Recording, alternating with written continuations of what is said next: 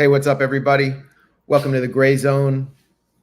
It's Max Blumenthal. I'm live here in New York City. I was actually supposed to be in Chicago right now, but my flight was canceled on account of, I don't know, an hour of rain. So I'm here in New York, but we have my colleague, Wyatt Reed, who's actually in Chicago right now. He's at the main coalition to protest the DNC march on Randolph Ave in downtown Chicago. And we're going to go live to Wyatt in just a second. The convention is beginning right now. Wyatt's on the scene. I will be joining him tomorrow if everything goes according to plan. And Aaron Mate will be joining us in about 20 minutes. So, and then we'll kind of begin as per usual. So let's go right now to Wyatt Reed, who's looking very serious there. I'm glad you're protecting yourself from the sun, Wyatt. All right, Wyatt, so what are you seeing? It looks like the march hasn't begun yet. How many people are there, and what are you hearing? That's right. We're here in Union Park in Chicago. Several thousand people have assembled here. I believe we'll be marching towards United Center, about 3/4 of a mile away, here in around 20 minutes or so, is what I've been hearing from organizers. And the idea here is to express their discontent with the Democratic Party in general, with Joe Biden, with Kamala Harris, and to demand that they impose an arms embargo on the apartheid regime of Israel.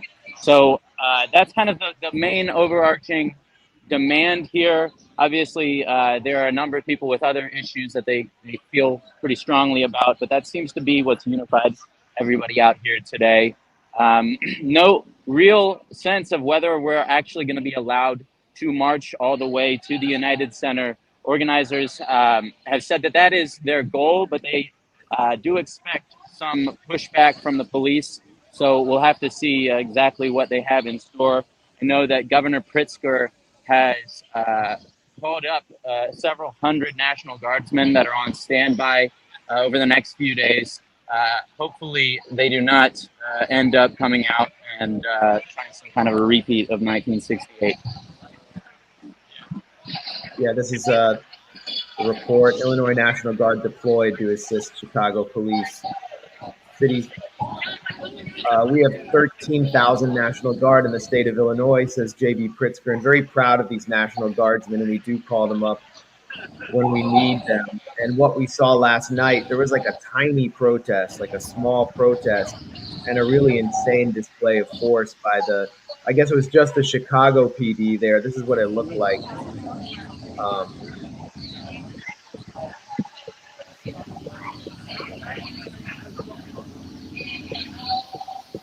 It looks like more cops than people. I mean, you can see a line of bike cops, a line of Chicago police. And yeah, I've seen quite a few police officers out today, several hundred at least so far. A number of them were devoting their time and energy to protecting a small group of around 40 Zionist counter-protesters who came to kind of express their particular point of view. Didn't seem terribly welcome, but the cops were certainly happy to help keep them safe, as it were. But it feels like it seems like the Zionists were there to try to provoke conflict. Like, why would 40 people show up? And then they just become a magnet for the cops. Right, yeah, and they were complaining in all of their interviews about not being allowed to come provoke, I guess, more directly. So that was my assumption as well. They're basically just here to start trouble. Well, speaking of Zionists who want a police crackdown, here's Jake Tapper with Illinois Governor J.B. Pritzker.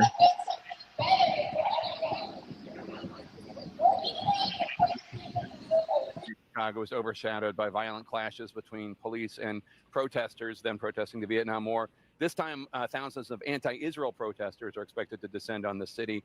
How worried are you about them disrupting the actual convention, including the uncommitted delegates inside the convention hall? Well, I know reporters like to harken back to '68 because, you know, there's a lot of good footage you get to point to. We also harken back to '96. You did. You got the Macarena in there. But the fact is, it's a whole different ball game. Here we are, you know, 56 years later. We've got a very, very different situation in the Democratic Party. The Democratic Party, honestly, has coalesced around this candidate. That was not the case in 1968. We've got policing is all different now, and we've got technology at work, and really the protesters are protesting something that is very far away from here, very important, but it's not about people getting drafted from here going abroad.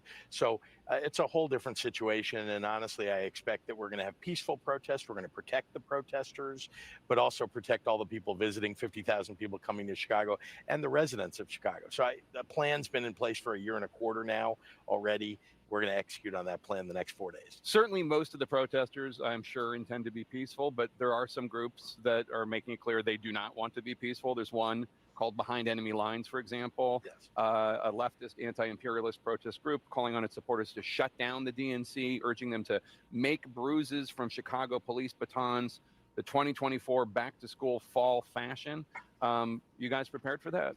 If there are troublemakers, they're going to get arrested and they're going to get convicted.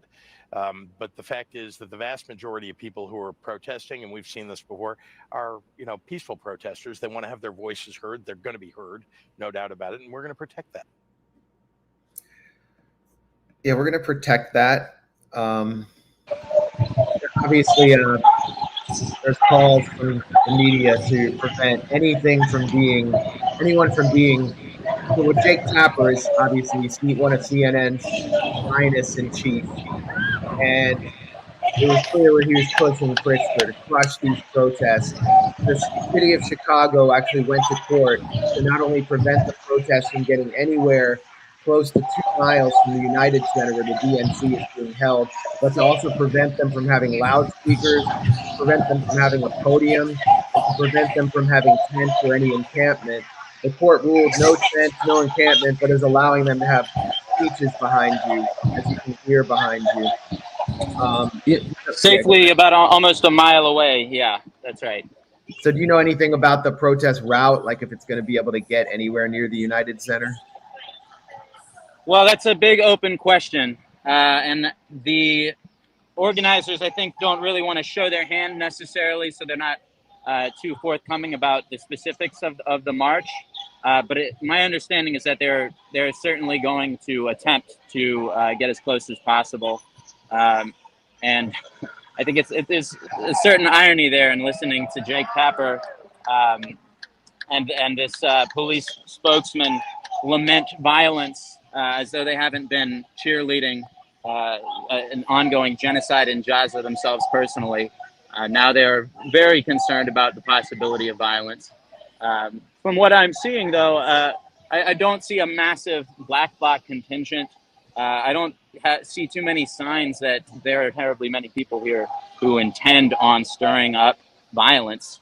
From most of what I've seen so far are kind of what you would expect at a rally like this: anti-war groups, student activists, and a good number of families as well.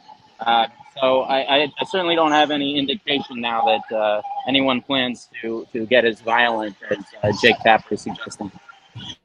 Yeah. Well, Jake Tapper focuses in on the Behind Enemy Lines group. We have no idea what that is. It could be real. It could be black bloc. It could be an FBI op. But in 1968, Richard Daley, the machine boss, authoritarian leader of Chicago, sent in the cops and I think the FBI to arrest members of some black nationalist group that the FBI said it was planning to storm the DNC and kidnap delegates. I think they're called the Blackstone Rangers. So it's always like that every year. In 2004, I remember at the RNC protests, the NYPD sent its PR team onto CNN, and they had these fake banners. I wish there was still video of it. They had these fake banners that they had constructed where they basically had these cardboard tubes with the banners, and then the cop, the NYPD comms director, opened the banner on air, interviewed by Wolf Blitzer, and pulled out weapons and said, this is what protesters are going to be carrying. And I remember being in those marches, seeing obvious police attempts to inflame violence. They actually lit a burning pyre in the middle of the rally through undercovers to break the rally up. I saw that with my own eyes. So we don't know what's real and what's not. The Democrats are also kind of setting the stage for, this is an obvious leak to generate a heavy police response. This is an Axios where everything gets dumped and leaked. Scoop, House members fear DNC violence. And if you go to the end of the article, I love how they write these Axios articles, by the way. It's just like, it's a normal article, but they just put it in bullet points for like stupid people to be able to read. And, they say in December, Democrats launched a task force on member security in part to respond to the protests. And then the bottom line is lawmakers say there's little they can do. What can we do? Exclaimed one House Democrat. We just have to trust that the DNC has it figured out. Well, I know what you can do. You could do a ceasefire. I mean, all the talk about violence is focused on the protesters and not on the Democrats who are in charge of the executive branch that is presiding over this genocide. Well, and we know that the old okey doke, the Democratic okey doke that they've done now several times, where they claim to be in favor of a ceasefire, just not a ceasefire that would actually mean what ceasefire means. They don't want to actually compel Israel to end the hostilities, and that's exactly what we're seeing with this latest quote unquote ceasefire. It's pretty clear what's happening here to people who are paying attention. The Democrats have no intention of honoring any kind of ceasefire. They have no intention of pressuring the Israeli government in any way to end what it's doing. And I think, that's why you see so many people out here today, because quite a few people are getting tired of it. It's been 11 months. We've seen, I think, 3 quote unquote ceasefire proposals. And every time it was a legitimate ceasefire proposal, it was obviously sabotaged by the Netanyahu administration. And then the media and the U.S. government proceeded to blame Hamas for it. So I think that's exactly what we're seeing this time around. We have another fake ceasefire on offer, and we're going to see the media blaming Hamas for not taking it, despite it not actually really leading to a cessation of the genocide. Yeah. A bridging proposal was supposedly accepted, a bridging proposal put forward by Tony Blinken on his 9th trip to Israel, which we'll talk about with Aaron, was supposedly accepted about an hour ago by Netanyahu. And the bridging proposal attempts to kind of tamp down on some of the terms Netanyahu has offered or put forward to sabotage the original ceasefire proposal that Hamas agreed on in early May. They say those are the terms, but I see nothing in the bridging proposal for a permanent ceasefire. So why would Hamas or anyone accept a genocide vacation in which they'll surrender their only leverage, which is holding on to prisoners of war and hostages, and then allow Israel to resume bombing, resume occupation?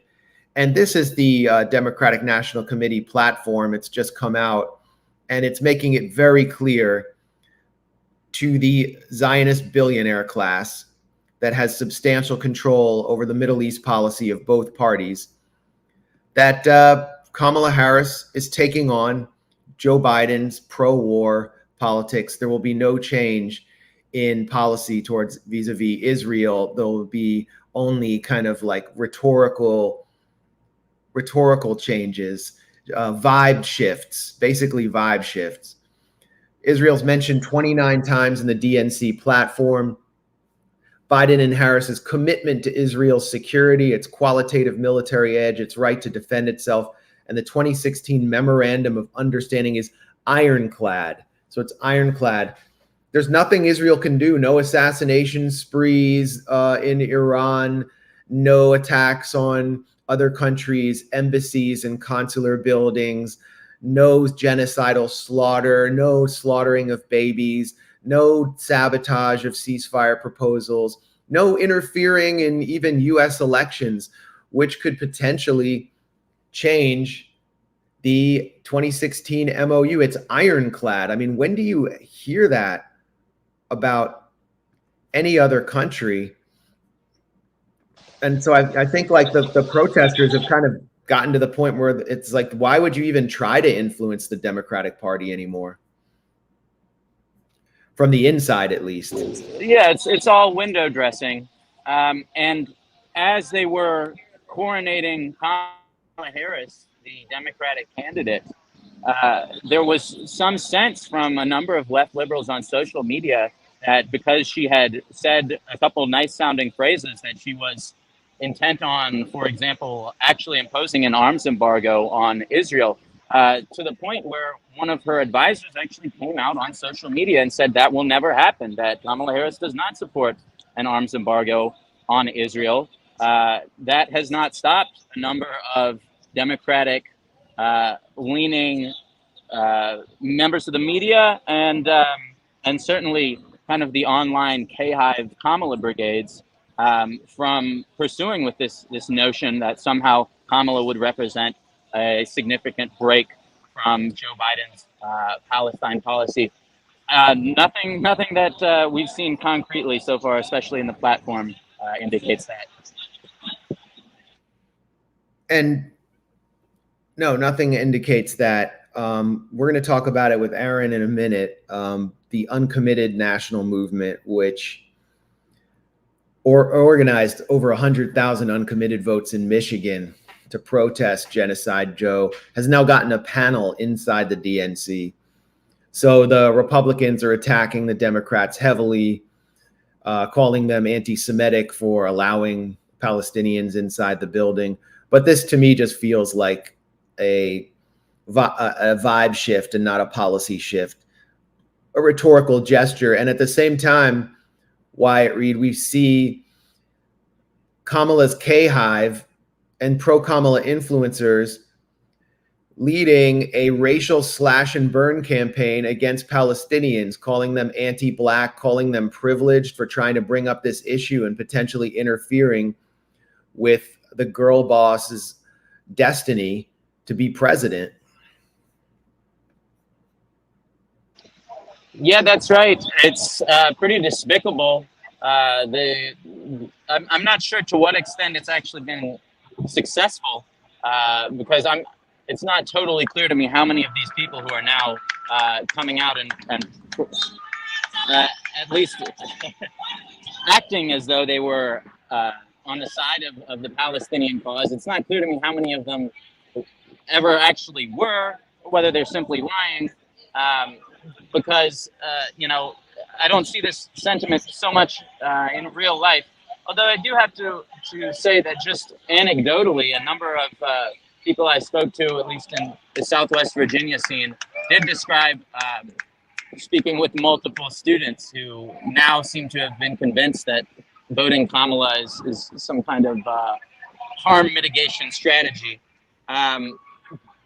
So there are certainly some people who are buying into this line, but it's preposterous on its face that somehow the genocide of Palestinians is just the price that we have to pay to ensure reproductive rights, or to ensure that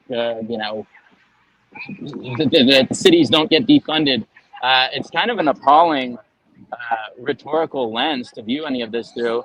And it's a pretty appalling thing to say or to think in general, that anything could possibly excuse a genocide. We'll see how effective it turns out to be. My hope is that it will ultimately backfire in some sense, especially in states like Michigan, which obviously Hillary Clinton lost in 2016. I think that's quite a possibility today. Yeah, it's still a possibility. I think there are some soft, uncommitted people that are going to go for Kamala because they fear the bad orange Hitler and Trump. And Trump is doing everything he can. We'll cover this to make that possible by demonstrating his fealty to Miriam Adelson, the empress of Netanyahu's U.S.-based empire. Aaron, I see you in the green room. You're good to go?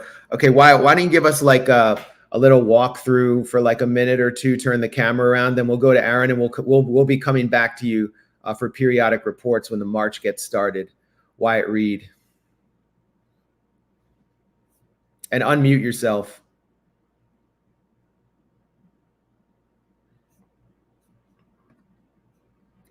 Unmute. Yep. Okay. Yes, as you can see, we're here in Union Park, kind of on the outskirts of the rally, but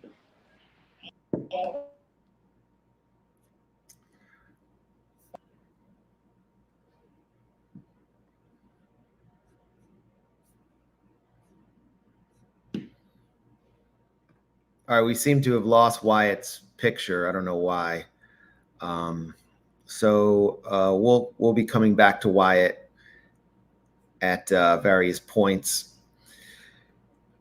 I don't know what happened there, but we're gonna welcome award-winning Canadian journalist. I don't know why I always do that intro. He doesn't need an intro. Aaron Mate to the stream. Aaron, how's it going? It's going good. That was a funny picture frame for a second. I was like in a little corner.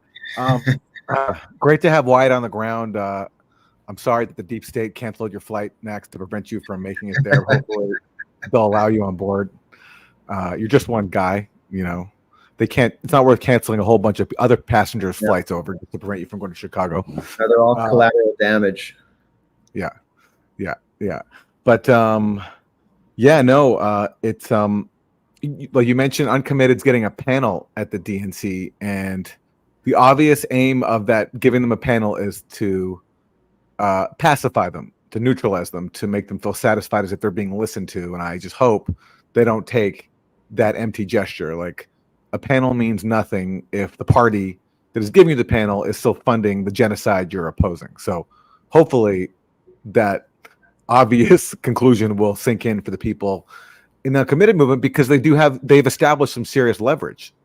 Over 100,000 people in Michigan not voting for Joe Biden, but voting uncommitted in the primary was a serious message. I'm not an expert with electoral politics, but I'm pretty sure, Biden's margin in 2020 was less than 100,000 in Michigan. So that's leverage, and I hope that they don't squander it. Yeah, and we're watching. We're getting a live look from inside the coalition to march on the DNC's rally in downtown Chicago right now from Wyatt Reed. Let's take a look at what the uncommitted national movement has to say about getting a vibe seat at the table. Hi everyone, my name is Layla Labid, and I'm here in Chicago at the Uncommitted National Movement headquarters, preparing for the Democratic National Convention, and I have historical news for you. What makes this historic is, for the first time in our country's history and the history of the Democratic National Convention, is that we will have a panel discussing Palestinian human rights as an official part of the DNC program. This panel is going to be featuring Palestinian voices, including my own, as well as Palestinian Hala Hijazi. This panel is also going to include the voice of Dr. Tanya Haj Hassan, who is a renowned pediatric intensive care physician that has been serving the men, women, and children in Gaza who have been experiencing the very real human impact of our U.S. policy decisions. We thank the DNC for working with us on creating this historical panel while we continue focusing on policy change. Yeah, I don't know. It doesn't seem like there's any indication at all of any policy change. I mean, what is it seems like basically the Democrats have decided that if they give them these panels, and Kamala speaks about the horrendous civilian suffering, that they can just continue indefinitely with the policy that's really being shaped outside of the White House by Tony Blinken, by Brett McGurk, and by the Pentagon, but especially by McGurk and Blinken, and I guess Sullivan as well, and ultimately by Israel and its cutouts. I mean, there doesn't seem to be really an attempt to address the actual core of the problem in the Democratic Party. So I don't know why this is historic. Yeah, it's not historic. You can't call a panel that no one's going to care about historic. I understand that people who are feeling powerless want to feel some sense of hope and empowerment and accomplishment. It's an understandable sentiment, but you have to look at reality. This is the party that is funding, enabling the genocide you're protesting, and that just has to be the focus, no matter what scraps they give you. Like, I don't fault people for wanting to feel as if, wanting to hope that things are going to change. Kamala is going to change things, but it's not going to happen unless you use the leverage, or there's not even a chance it's going to happen unless you use the leverage you have, which I do think the uncommitted movement, to their credit, has built up. And by the way, I wouldn't discount Joe Biden's role in this. The guy is, like, fanatically committed to Israel. It has been his whole. I know he's totally checked out, but the scary part of this is, like, this deranged, demented person is still the president, even if he can't function properly. And he, by all accounts, he's been very active in enabling this genocide. And he's like notoriously stubborn. I mean, just look at what happened when they tried to get him to stand down as the nominee. They had to basically drag him out kicking and screaming. So what are the odds he's going to change his policy at all? Just there's no evidence for it. And as you guys talked about a bit already, Blinken is doing more of the same. What Moeen Robani calls, Oslo for genocide, like same as the Oslo so-called peace process, was just a guise to expand Israeli colonialism in the occupied territories. So is all these ceasefire talks and the Biden administration coming back and forth with ceasefires. Blinken's going to the region now for, how we've lost track of how many times, because it's meaningless what he does. He just goes there to stall for Israel to continue carrying out mass murder. Yeah, and I mean, you have to consider the relationship between Biden and Kamala. There's all this hope that Kamala will bring new, that she'll be more amenable to pressure, at least from the uncommitted movement in Michigan. But when did she ever, at any point, push back or have the ability or the wherewithal, like the intellectual wherewithal, to push back on Joe Biden's foreign policy? There's absolutely no example of it. She doesn't have as many friends in Washington as Joe Biden had for over 30 years, 40 years in the Senate. It's Joe Biden and his team, and Tony Blinken, who's a functionary of really a Clinton functionary, who are in charge of this policy, along with, as I said, Brett McGurk, who's very deferential to the Saudis, and Sullivan, who are obsessed with forming this Sunni coalition with Israel, the so-called Abraham Accords, to encircle and contain Iran and dominate the Middle East. It reminds me in some ways, actually, there is a parallel to 1968. Hubert Humphrey secured the nomination in 1968, a pro-war candidate who was the vice president of LBJ, secured the nomination without running any campaign after his machine overwhelmed Eugene McCarthy, who was an anti-establishment, anti-war candidate, kind of a forerunner to Bernie, who really captivated the youth, the 1960s youth, who were completely alienated. The Democratic Party was run like an authoritarian organization, a machine organization. Humphrey stood no chance. RFK came in, McCarthy stood no chance. RFK came in and basically co-opted McCarthy's program after he lost New Hampshire. And then RFK was shot, but he forced LBJ to resign the same way Biden has been forced to resign. LBJ did it of his own accord. It looks like Nancy Pelosi or someone wrote Biden's resignation letter. And so Hubert Humphrey steps in. Hubert Humphrey was someone who was completely weak and subservient to LBJ. And LBJ loved to boss him around and humiliate Humphrey. Humphrey would never stand up to him. And as the convention came around and it became clear there would be massive protests, and you had all this pressure from McCarthy's people inside the hall, McGovern was sort of a presence. Humphrey decided that he was going to push the policy of Vietnamization, which is kind of like the official U.S. policy of like a proxy war in Ukraine. We'll have all the Slavic men die on our behalf to fight our geopolitical enemy. Israel sort of, can serve as a proxy against the Shia resistance forces, although I think Israel's kind of serving its own agenda. But Vietnamization was kind of a concession. Let's have less American deaths. Let's kind of suppress this protest movement, mollify the leaders of the anti-war movement, and start moving away, start negotiating.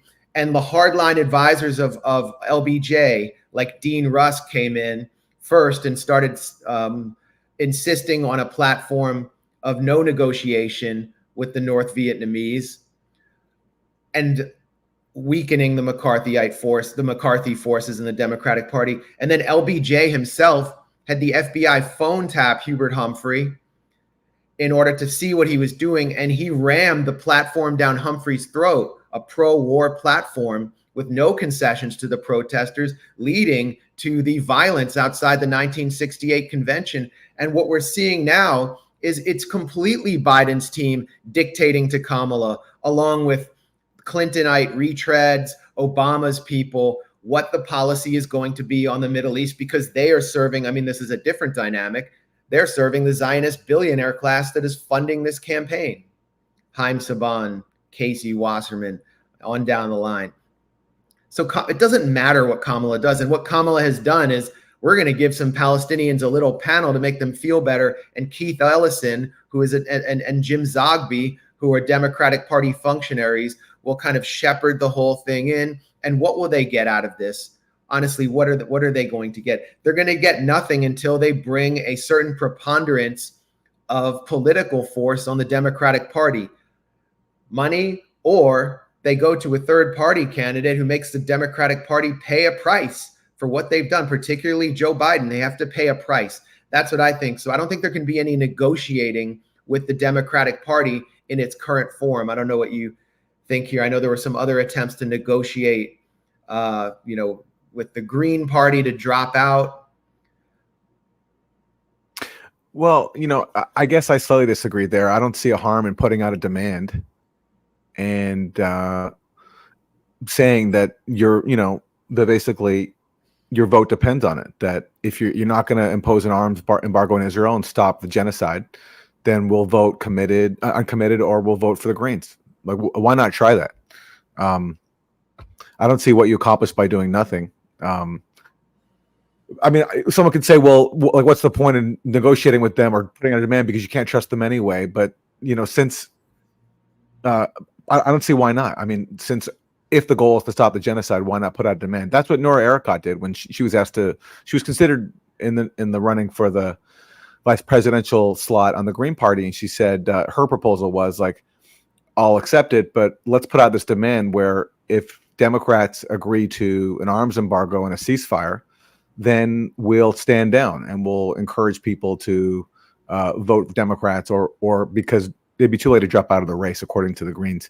And the Green Party people rejected that. And one of the points raised was that would jeopardize the Green Party access to the ballots in future elections, which is their right. But, someone like Nora Ericott, their top priority is stopping the genocide. So I thought that was like a good idea. I know many people, in our circles disagreed with that, said there's no point in it. But I say, why not try? Because what else do we have to do?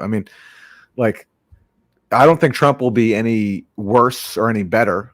But I don't think there's any point in trying to issue a demand to Trump. But if I would put that demand to Trump, I put that demand to anybody because why not at least make an attempt? That's how I see it. Two things here, and I'm someone who opposed that backdoor Faustian bargain with the Democrats. But I wanted to respond to comment here, and I wish I could find the video, but it's hard to search on Twitter X these days. Someone, Rockstar Jazz Cat, said, Max, the panel lends credence to delegates that are having discussions on the floor that matter. It's not enough to be intellectually right on this. There are folks to persuade that are not beholden. I don't know if anyone remembers I think it was the 2012 Democratic Convention. There was a voice vote on whether the Democrats should support Jerusalem as the future capital of Israel, basically supporting a greater Israel project. And this was written in by the Israel lobby, the same Israel lobby that wrote Obama's 2008 AIPAC speech or 2007 AIPAC speech. They literally, Dennis Ross and Israel lobbyists literally wrote a speech. And so there was a voice vote, and the voice vote was very clear in the nays. And the same people, many of the same people who are now showing up as uncommitted, many Arab Americans who are delegates, were vocal, and there was almost no support in the yays. And Antonio Villaraigosa, who is chair of the Democratic National Committee then, first Mexican-American LA mayor, whose campaign heavily relied on pro-Israel donors, who actually issued statements in support of Israel's slaughter in Gaza in 2008, 2009 as LA mayor, he banged the gavel down against the nays. That doesn't matter what the delegates say. There's no democracy in the Democratic Party, and they will void and they will negate anything the delegates say on this core issue, which relates to something that's not supposed to be decided by American voters. The only thing you're supposed to be able to decide on are issues that are of very little consequence to the 0.1% in the donor class, like abortion. And most of them want access to abortion anyway. I mean, nearly all of them. Then point number two. Well, Max, do you want to watch the video? I have the video if you want to watch it. Bring it on. Hold on. Let me remove Wyatt real quick. This is a non-debatable motion requiring a 2/3 vote. All those in favor of suspending the rules, say aye. All those opposed, say no. In the opinion of the chair, there's been a 2/3 affirmative vote to suspend the rules. Governor, would you like to make your motion? Thank you, Mr. Chairman. This summer, I was proud to serve this party as the Platform Drafting Committee Chair. As the chair, I come before you today to discuss two important matters related to our party's national platform. As an ordained United Methodist minister, I am here to attest and affirm that our faith and belief in God is central to the American story and informs the values we've expressed in our party's platform. I'm going to skip forward a little bit. And I believe it is being projected on the screen. Motion has been made. Is there a second? The amendment as submitted and shown to the delegates. I submitted my amendment in writing, and I believe it is being projected on the screen for the delegates to see. I move adoption of the amendment as submitted and shown to the delegates. A motion has been made. Is there a second? Is there any further discussion? Hearing none, the matter requires a 2/3 vote in the affirmative. All those delegates in favor say aye. All those delegates opposed say no. In the opinion of the, let me do that again. All of those delegates in favor say aye. All those delegates opposed say no.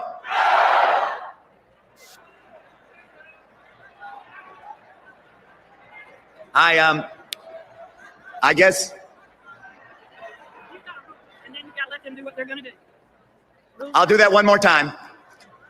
All those delegates in favor say aye. All those delegates opposed say no. In the opinion of the chair, 2/3 have voted in the affirmative. The motion is adopted, and the platform has been amended as shown on the screen. Thank you very much. Thank you. You know, it's interesting about that too. They talk about the amendment is shown on the screen, so they don't even actually read out the amendment. They showed on the screen, and there was a brief shot there where you could see it was talking about Jerusalem, as you mentioned, Max. So, like, they tried to even bypass people by not even fully reading out the amendment, but flashing it quickly on the screen. And as you mentioned, there was not sufficient quorum support for it, but the mayor, the LA mayor, just overruled them.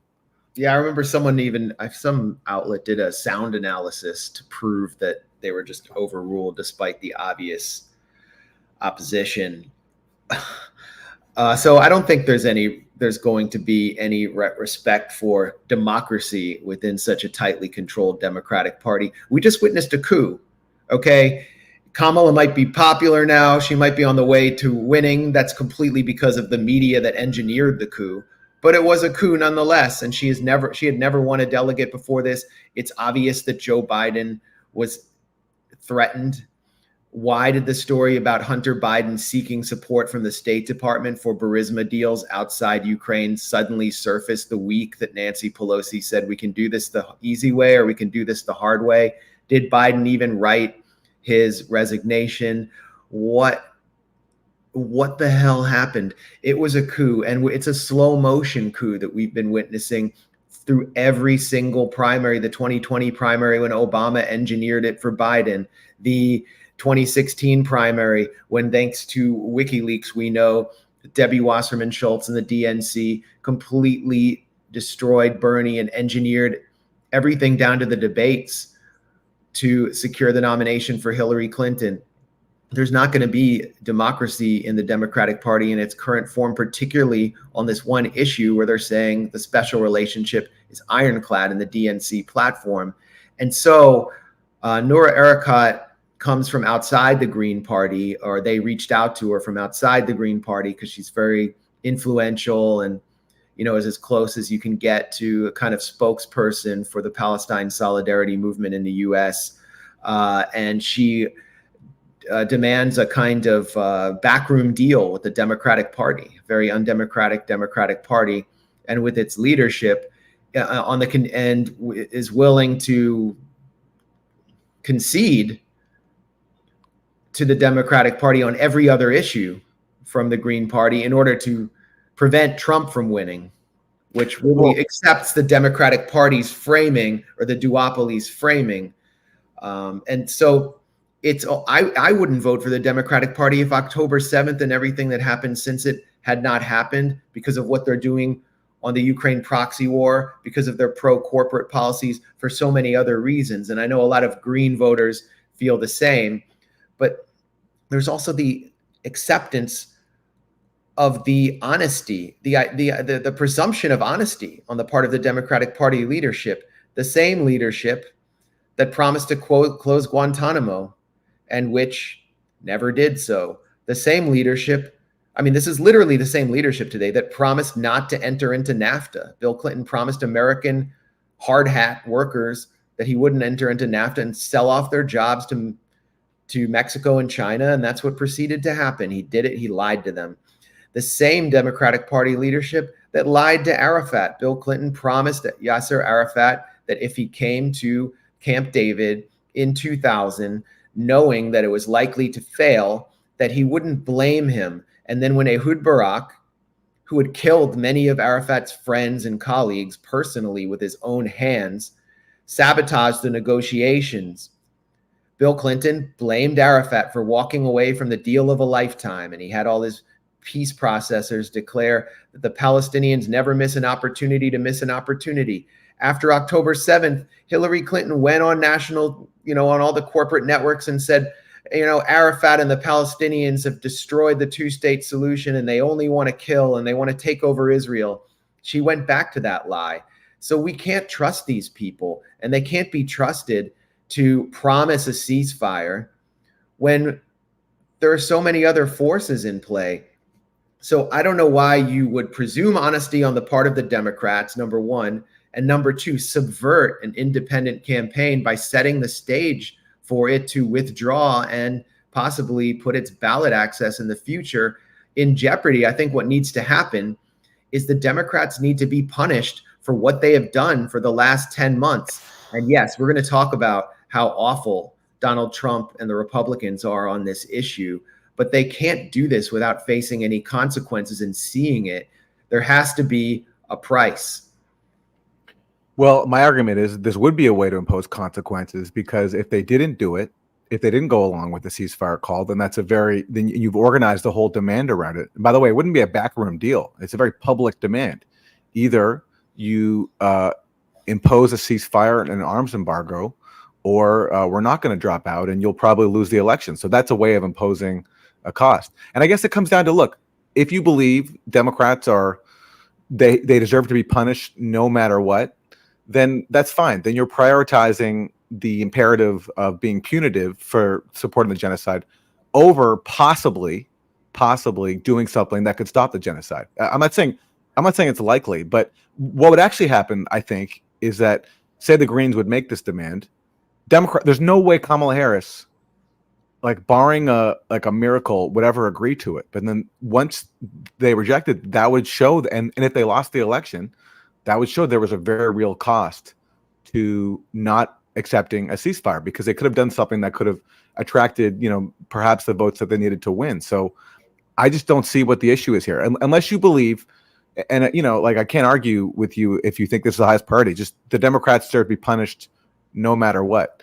But someone like a Palestinian candidate being asked to join a ticket, their top priority beyond punishment is doing what they can to impose a ceasefire. So I thought this was a good idea to do so, because if Democrats don't accept it, which they likely wouldn't, then you are actively involved in imposing a cost, because you're taking away their votes, not just not voting or voting for somebody else, but you're taking away their votes. And yeah, but I get it. There's plenty of reasons not to trust Democrats, and I'm not presuming that they would carry it out. But let's say Kamala Harris did say that, okay, fine, I will do a ceasefire and an arms embargo, and then she backed out. That would be humiliating for her, and that would have a huge cost as well. I mean, it's fair enough. You can't assume that they would carry it out, but I think it was a good idea, because the alternative is doing nothing, and either then Kamala Harris wins with tied to no demands, or Trump wins, and Trump's going to do the same policy that Kamala Harris and Joe Biden would anyway. So I don't know. I thought it was a good idea. And in terms of Green's ballot access, that's fine. If you think that's the highest priority, it's not worth risking it. I get that. It's the Greens party. So, but I think for a Palestinian, especially, to say, like, I'm doing everything I can to impose a ceasefire demand, I can't fault them for trying. So I see a tactical difference here, and it's not that it would have made there's a guarantee it would have made a difference anyway, because no matter what, Kamala Harris probably wouldn't have accepted it. But to repeat myself, I thought it was worth a try. Well, it's not doing nothing to mobilize as many people as you can for a third-party campaign that is challenging the corporate political system directly. And in my view, it weakens it to start engaging in negotiations. They're fundamentally backroom negotiations once you start with an organization like the DNC and all the power it has over you. And I can totally see where it would go. They would offer fake concessions and then paint Jill Stein and Noura as bad faith actors, just what they did to Ralph Nader, and then they'd blame them for their loss in a much harsher way, because there were attempts to negotiate with Ralph Nader in 2000. Mark Green, who was one of Nader's raiders, worked for one of Nader's nonprofits in DC, who became sort of a Democratic Party functionary. He promised Nader positions in a future Clinton administration if he would just drop out, but it didn't address the corporatized nature of the Democratic Party, how far right the party had gone. The fact that Al Gore was proposing a higher defense budget, a higher budget for the Pentagon than George W. Bush was. It didn't address any of the fundamental issues. And then they said, we tried with Nader. He was just intransigent. He was obstinate. He's an evil guy. And they set out to destroy his reputation. And they've already put Jill Stein they attempted to subject her to like an Espionage Act investigation, a Senate intelligence investigation. They Russiagated her. They are the party of war at this point. I'm sure Donald Trump is not exactly going to be the candidate of peace, but if you're not going to run a campaign directly against them, and your voters, your constituents realize that you're engaged in backroom negotiations, you're destroying any hope for independent politics, and you're accepting the hegemony of the corporate duopoly. So I think it's not just a bad look, it's a bad strategy. It didn't happen anyway. And yeah, we should talk about. Well, let me say one thing though. The difference, though, I think the main difference between this and Ralph Nader in 2000 is that the Greens and the Uncommitted movement have leverage this time, because just Michigan alone, Michigan could decide the election. And there might come a point, especially close to the vote, where the Harris campaign realizes like they need Michigan, and they're not going to have it unless they, I don't know, embrace a ceasefire or do something. They can do a ceasefire and weaken the Green Party there, weaken the appeal of the Green Party for people who want to make a protest vote just by doing a ceasefire. Yeah, I know, but to have the people to impose that, like to like put the pressure on, would be the people whose vote would be taken away from Kamala Harris, presumably, which is the Greens and the uncommitted movement, which gives them leverage. Like this to me is like force the vote. Everybody was on board with force the vote. I see this as very similar. Like that was also a way of parliamentary maneuver. Yeah, but it was a way still like you're still in that by saying you will vote for Nancy Pelosi if you do X. Then in that context too, you're still propping up the duopoly and you're accepting the Democratic. So sometimes people like are on board with bargaining or pressuring the Democratic Party. So I just, given that it's a genocide, personally, I'd be willing to listen. I'm not a Green Party member, so it's like I understand people. It's not. I understand why people would be upset at the notion of having their ballot access jeopardized. That's serious. I'm not dismissing that. To me, though, like I'm of the opinion that the stopping the genocide is the highest priority. So I'm willing to try anything, and I thought that was a good idea to do it. Or just we got to move on. But force the vote was it was going to force all the Democrats to state where they stood on Medicare for all, and they were going to. The reason Pelosi was going to block it was because they were going to have to come out against it, and it was going to expose the Democratic Party the same way it's exposed right now on genocide in Gaza. It's already exposed. So I think there needs to be a much longer term strategy here. And the backroom negotiation would have backfired badly on a party like the Green Party in its current state, considering they're being challenged for ballot access so heavily. But we got to, I want to move on and just, yeah, I mean, my argument boils down to I can't trust the Democratic Party leadership. We can see that they can't be trusted. The people who are shaping this policy cannot be trusted in Doha. They've been acting like Israel's lawyer. We'll talk about Tony Blinken in Israel in a second. They've been behaving as Israel's lawyer while Israel adds new, impossible to meet, onerous terms after a deal was already agreed to by Hamas. Hamas has something that the not to make a direct comparison, the uncommitted movement doesn't have, which is they actually have leverage in the form of prisoners of war and hostages. I don't know what the uncommitted movement has, and in some ways, it feels like right now they are hostages of the Democratic Party. Although, you know, I respect their efforts. I used to be a supporter of the Democrats. I come from liberalism.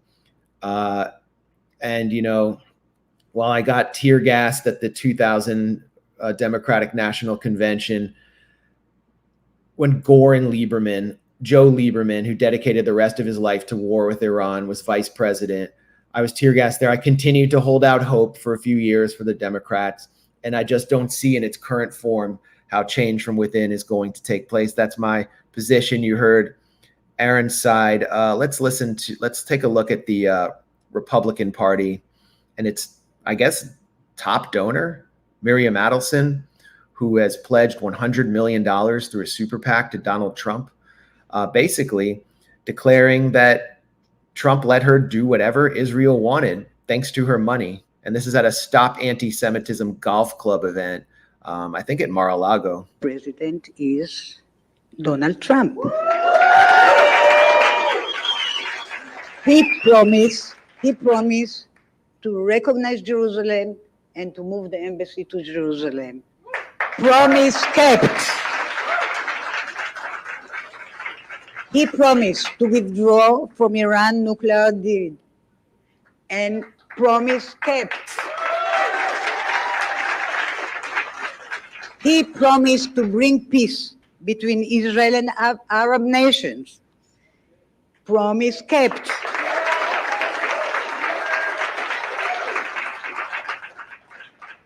And all in Golan Heights, that was a big gift.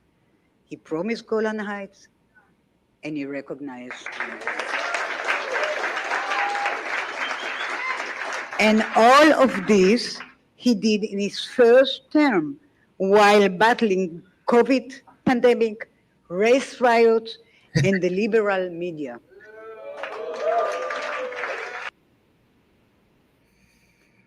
So it's so elucidating to hear her say all that in an Israeli accent. Someone who is the widow of the late casino billionaire Sheldon Adelson, who dominated the Republican Party as a Zionist donor. And a scandal emerged from that event, but that wasn't the scandal. That wasn't the scandal that the media chose from that event. That itself, to me, should be the scandal. I mean, we're talking about the biggest foreign meddling operation in history taking place right before our eyes. The scandal was that Donald Trump declared that the Medal of Honor he gave to Miriam Adelson, Israeli super donor, who also helped sponsor whose late husband also helped sponsor the career of Benjamin Netanyahu, that Medal of Honor was better than Medal of Freedom. Medal of Freedom was better than the medals of honor given to U.S. troops. And, the subtext there that the corporate media, CNN and MSNBC, refused to convey to the public is that Sheldon Adelson is someone who said that he regretted fighting for the U.S. Army and that he wished he had fought for the Israeli army instead. I mean, these are Israeli cutouts pushing an Israel first policy that's being marketed to low info Republican voters as America first. And that's the scandal, but no one said that. I mean, it's pretty shocking. And so like the media covered half the scandal. The media covered the scandal about Trump insulting the veterans, but they omitted the part about Trump insulting the veterans at the behest of a pro-Israel donor. That part was just completely minimized because they're in on that. They also do Israel's bidding as well, and they do exactly what Trump does, which is basically engage in corruption for their own enrichment, for the benefit of Israel and the detriment of everybody else, including veterans who have to go off and now, and soldiers who have to go off to the Middle East right now to fight Israel's wars. All these people who are now being deployed to the Middle East to defend Israel from a potential retaliation from Iran and its allies. Did any of them sign up to go defend Israel in the Middle East? Like, is that the oath you have to take when you sign up to be a soldier? It should be now, basically. You should have to basically take an oath now to defend Israel, because that would at least be honest for the Pentagon to do, given that's what they force these young people to go do. Aaron, you're veering into anti-Semitic territory. I'm warning you that we're going to get clipped, and then if not now, is going to get really mad at us.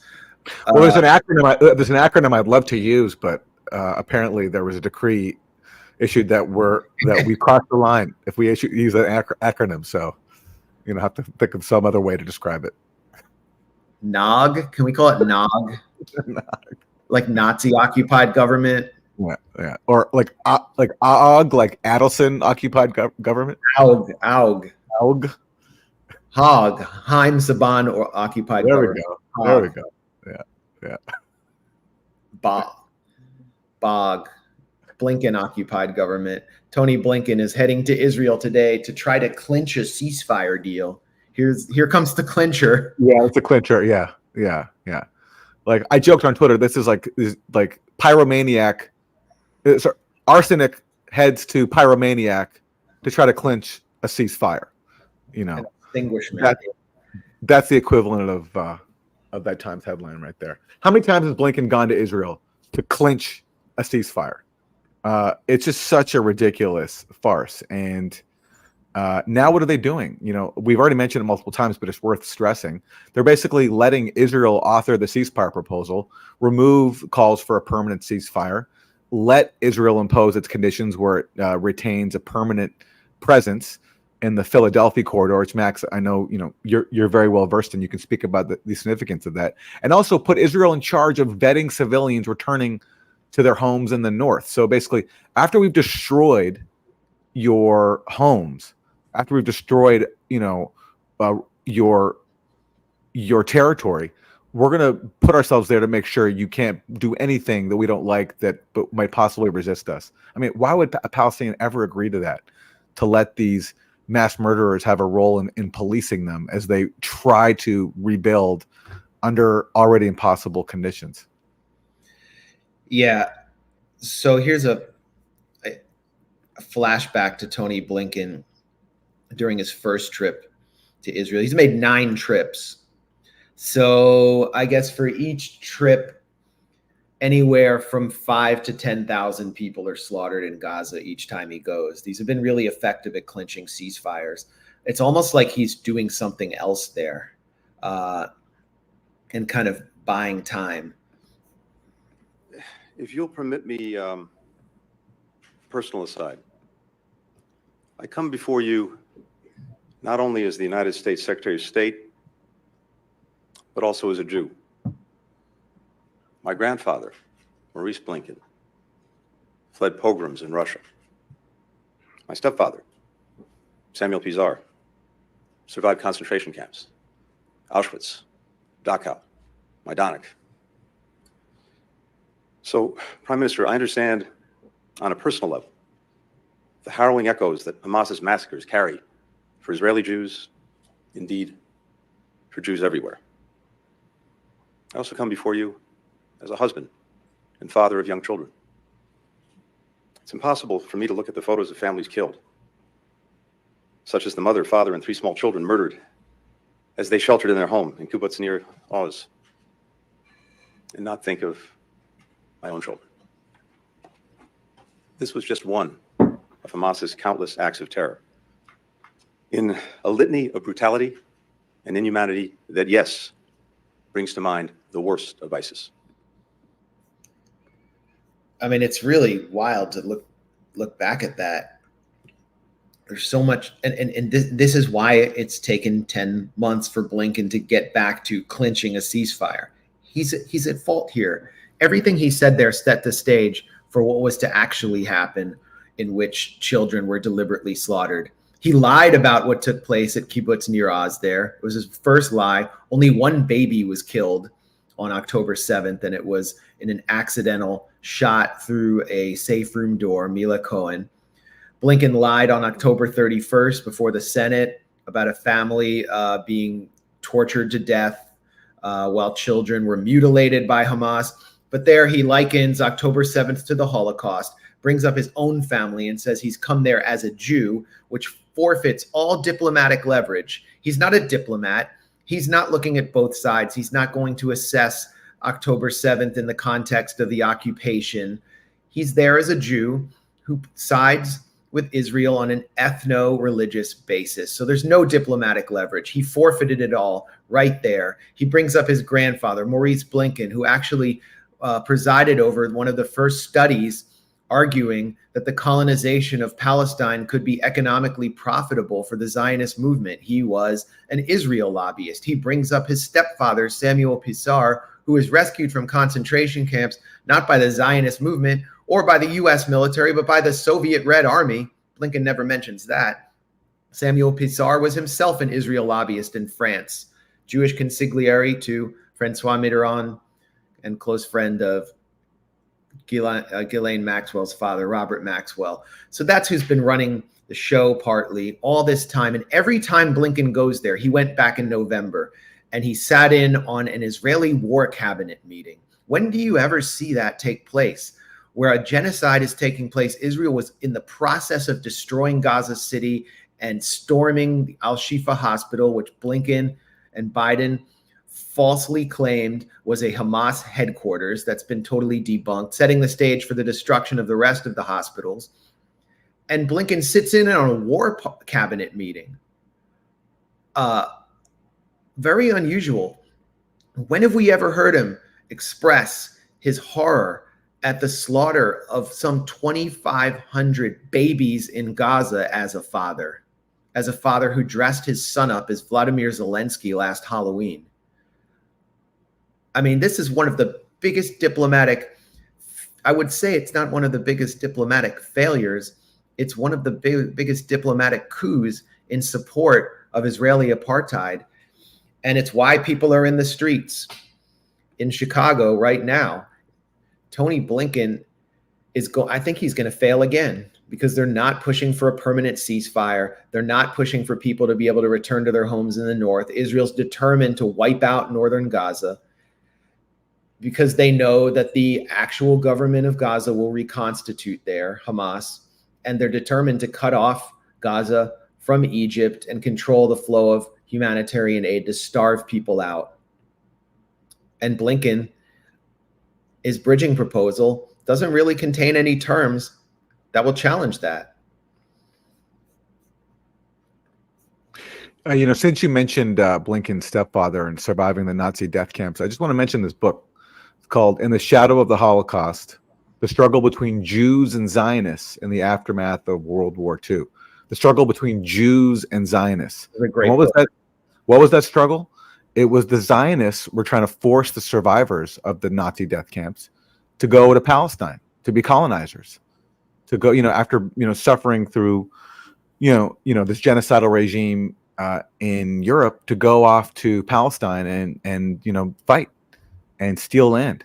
And there was a struggle. Many people did not want to go off to Palestine. They wanted to go to America or other places, live in peace and not engage in another conflict. But this is one of the rare books that goes into it. It's actually, I believe the author is Israeli, Yosef Grodzinski, but it's a great book, totally overlooked history. And since, like just talking about Blinken parroting all the Israeli lies about October 7th, the beheaded babies, and comparing them to ISIS, when again, what Israel's done in Gaza is incomparably worse than anything ISIS has ever done. I mean, that's why UMax called them JSIL, because they're comparable to ISIS and that they're both religious fanatics. But of course, nothing compares to Israeli atrocities. But I'm just wondering, do you think we'll ever get a U.S. major media outlet to acknowledge that the Hamas rape allegations were a complete scam? I don't think we'll ever get anyone to acknowledge it. I think for as long as we're around, it just won't happen. That lie is too big to fail. It's kind of like the OPCW whistleblowers. They're not allowed to exist. And, likewise with this Hamas rape scam, the truth there is not allowed to exist because it was so foundational to the narrative to not only, continue the mass murder campaign, but also to cover up Israel's actual use of sexual abuse, torture, rape against Palestinian prisoners. Maybe we'll get some reporting because it's happened in Israel already about the Hannibal Directive on October 7th. There's been some passing mention of it in the New York Times, but again, nothing like what you see in the Grayzone and electronic intifada. But I just wonder if we'll ever get an acknowledgement of what we all know to be true, which is that there was no rape, there were obviously no beheaded babies, and Israel did kill some of its own people on October 7th. Yeah, well, we'll get. I mean, this is the blockbuster scandal. Is not only was there no rape, Israel is openly declaring. Israelis are openly declaring support for documented cases of the sexual assault on Palestinian men, the sodomization of Palestinian men in Israel's torture camps like Sde Teman and the Ofer military prison in the occupied West Bank. It's all out in the open.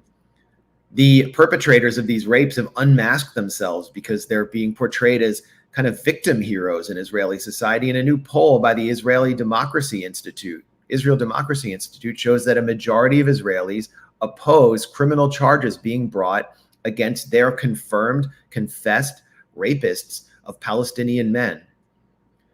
By the way, this is the policy supported by American Christian Zionists in the Republican Party, the sodomization of Palestinian prisoners.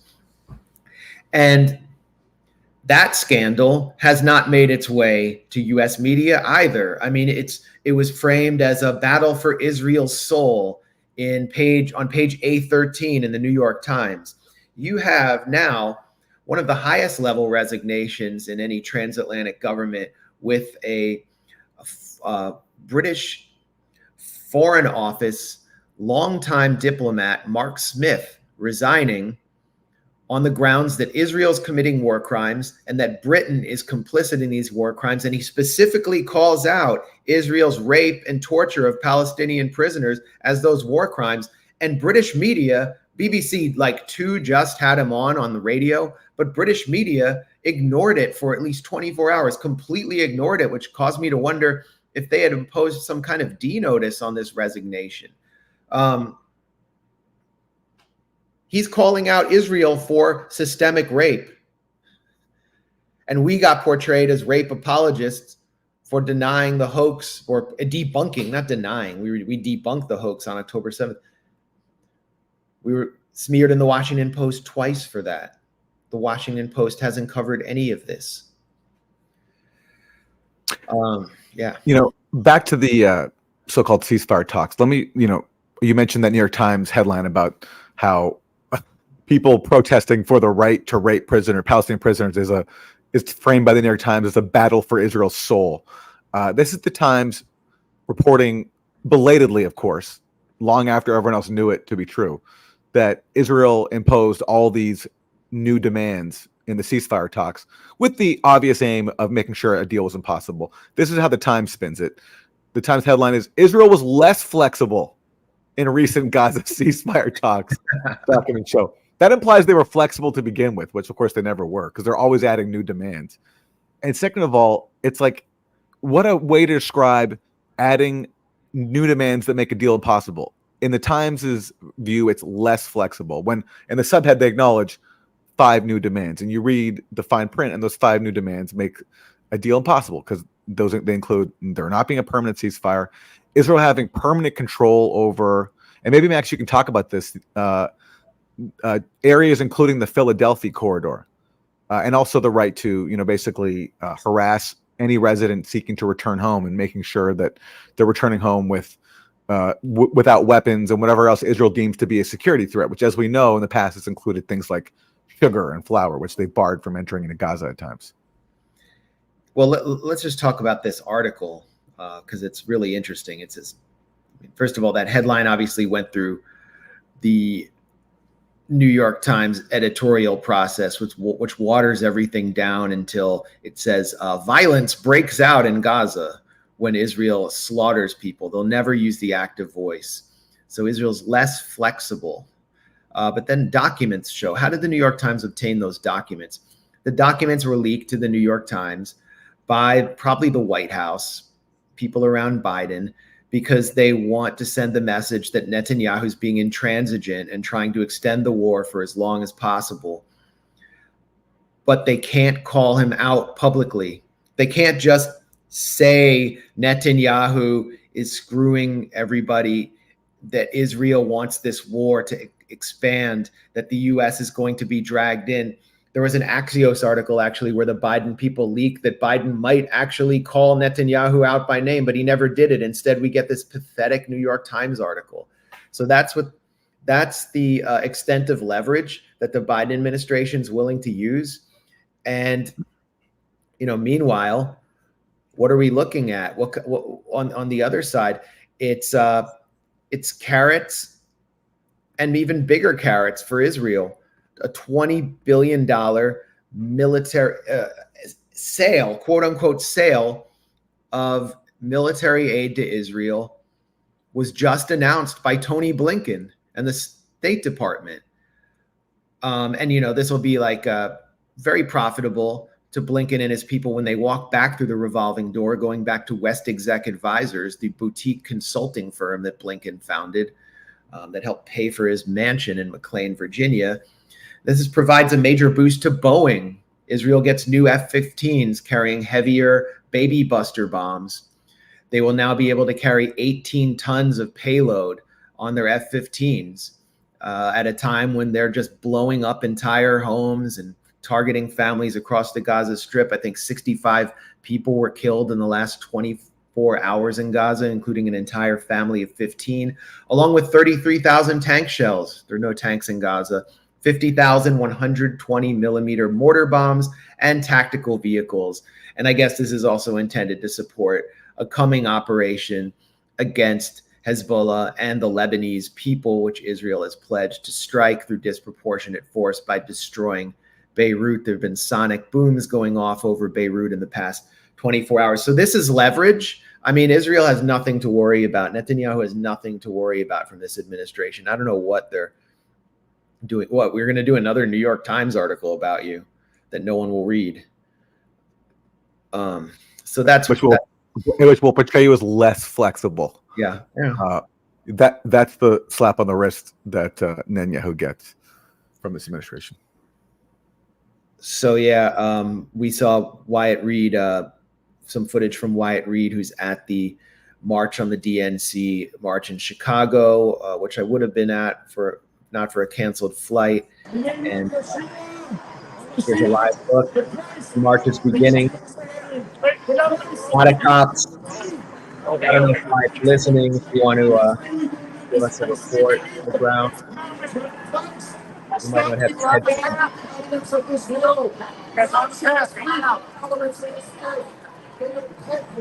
You stop on the sidewalk somewhere else because they're coming this way. If I keep going this road, I get the fight. If I keep this side of this road. Ladies and gentlemen, please get out the street.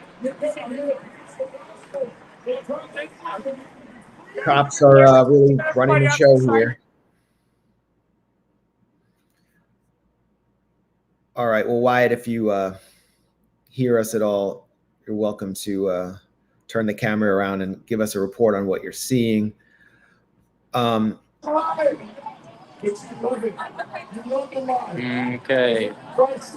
What are you seeing, Wyatt? Yeah, it sounds like the march is just now kicking off. We had several hundred police officers now here assembled at the intersection of Washington. Pull the camera back. We can hear you Boulevard. fine. Pull the camera back a little. So it sounds like the march. So we don't want a live look at your facial hair. All right, we're going back. This is a slightly involved process with StreamYard, but we got it. Okay, go ahead, Wyatt. Yep.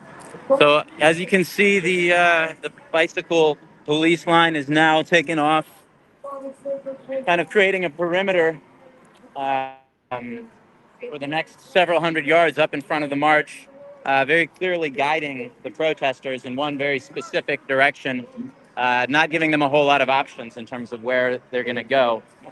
So just from the sheer number of officers and their sort of treatment so far, I would be very surprised if these protesters manage to make it to United Center, but we'll have to see.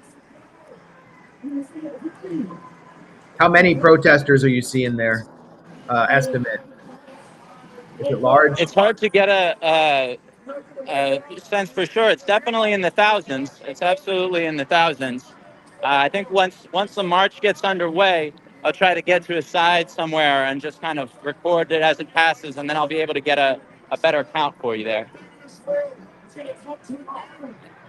Okay, well, great job, Wyatt Reed, continuing the reporting for us from the Coalition to March on the DNC's first march on the first day of the DNC. We're going to check back in with you when the march gets going. So hang with us. Thanks, Wyatt. So I like to be on that side for some reason. It's kind of an OCD thing. So meanwhile, in Gaza, this is what's taking place as Tony Blinken attempts to clinch a ceasefire proposal. This is Jihad Abu Salim. He's a former, was born in Gaza. He's from Gaza. I just spoke to a relative. There's not a single cemetery, street corner, empty plot of land, school, or facility that isn't filled with people. Rats are everywhere. Flies that feast on corpses are chasing people. Sewage is overflowing, and there's no food, no water, only misery. Basically, hundreds of thousands of people have gotten evacuation orders from Khan Yunis, and they're being forced into the central Gaza city of Deir al-Balah. And you can see what it looked like before, and this is what it looks like now. And it's overflowing with sewage, which causes preventable diseases to surge inside the Gaza Strip. I mean, first we're talking about dysentery. We're seeing typhus, terrible skin infections. There's very little clean drinking water.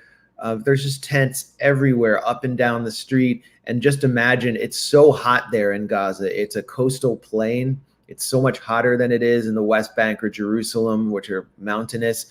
And I mean, we're talking about close to 100 degrees every day, humidity, and people are forced to move under Israeli bombardment every few days. It's a form of not just psychological warfare, but biological warfare.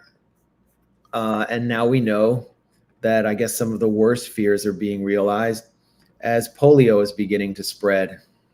Active poliomyelitis recorded in Gaza Strip.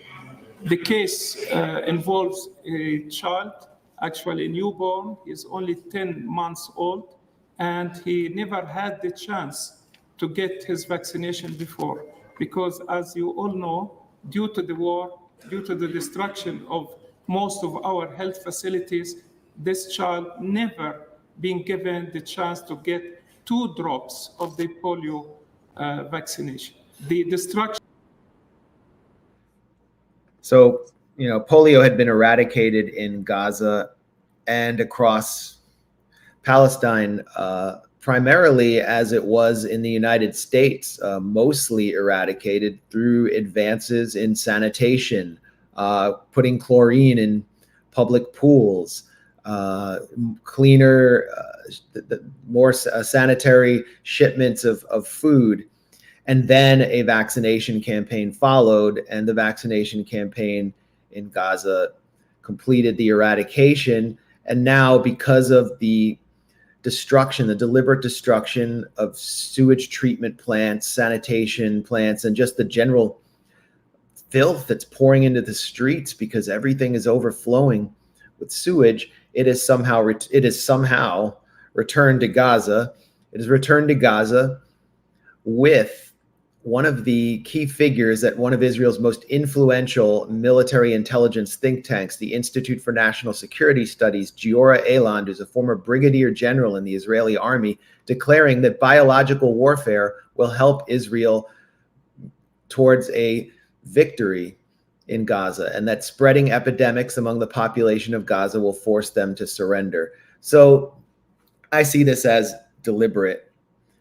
And Aaron, I mean, where's the World Health community? Where's Bill and Melinda Gates, who are so outspoken on fighting COVID? Where are they now? I haven't heard anything from them about this. I mean, it's important to stress that this is not some accident. This is, as you said, part of the plan. This is a result of Israel's deliberate destruction of Gaza's infrastructure and healthcare system, cutting off its water, destroying its sewage system, destroying what was left of the water supply, which, of course, even before October 7th, was extremely limited. It was not enough at all. So they're getting what they planned for. This is, and that's why people compare Israel to the Nazi Germany. How can you not when you have developments like this? And, where's Samantha Power, the head of something called USAID, which is supposedly supposed to be humanitarian? It's comparing this crime to other U.S. crimes in history. There's something particularly, I think, uniquely sick about this because, at least in recent memory, most people the U.S. Oppresses, attacks, at least there's some sort of army there that can fight back. In Gaza, you have Hamas, which is a resistance force, but doesn't have the capabilities of anywhere near even a normal military. And generally, the U.S. fights armies that it knows can't fight back anyway. But so you just have and also they're confined to a small little territory. It's not like we're facilitating the invasion of a massive country. It's not like in Ukraine, where at least in Ukraine, Ukraine's facing off against a bigger adversary. Whatever you think about that war, at least there actually is a war. This is just a massacre and extermination campaign and siege and using even disease as a weapon of a concentration camp where 2 million plus people are trapped. So in terms of where this will rank in terms of U.S. crimes, like what Biden has done and his team have enabled, I don't think you can get any worse, at least in recent memory. I mean, obviously more people were killed in previous, like Vietnam, But at least there, again, you're talking about an invasion of a country. This is a organized, planned mass murder campaign in a small strip of land that effectively is a giant death camp. And this is what it's like for families to flee when they receive a displacement order from the Israeli military.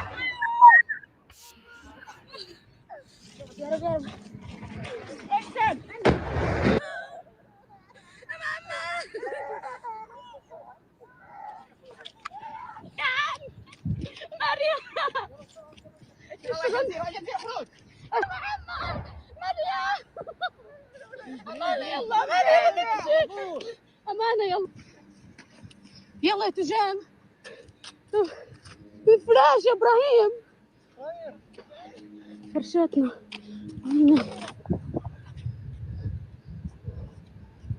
شلون لا اله الا الله.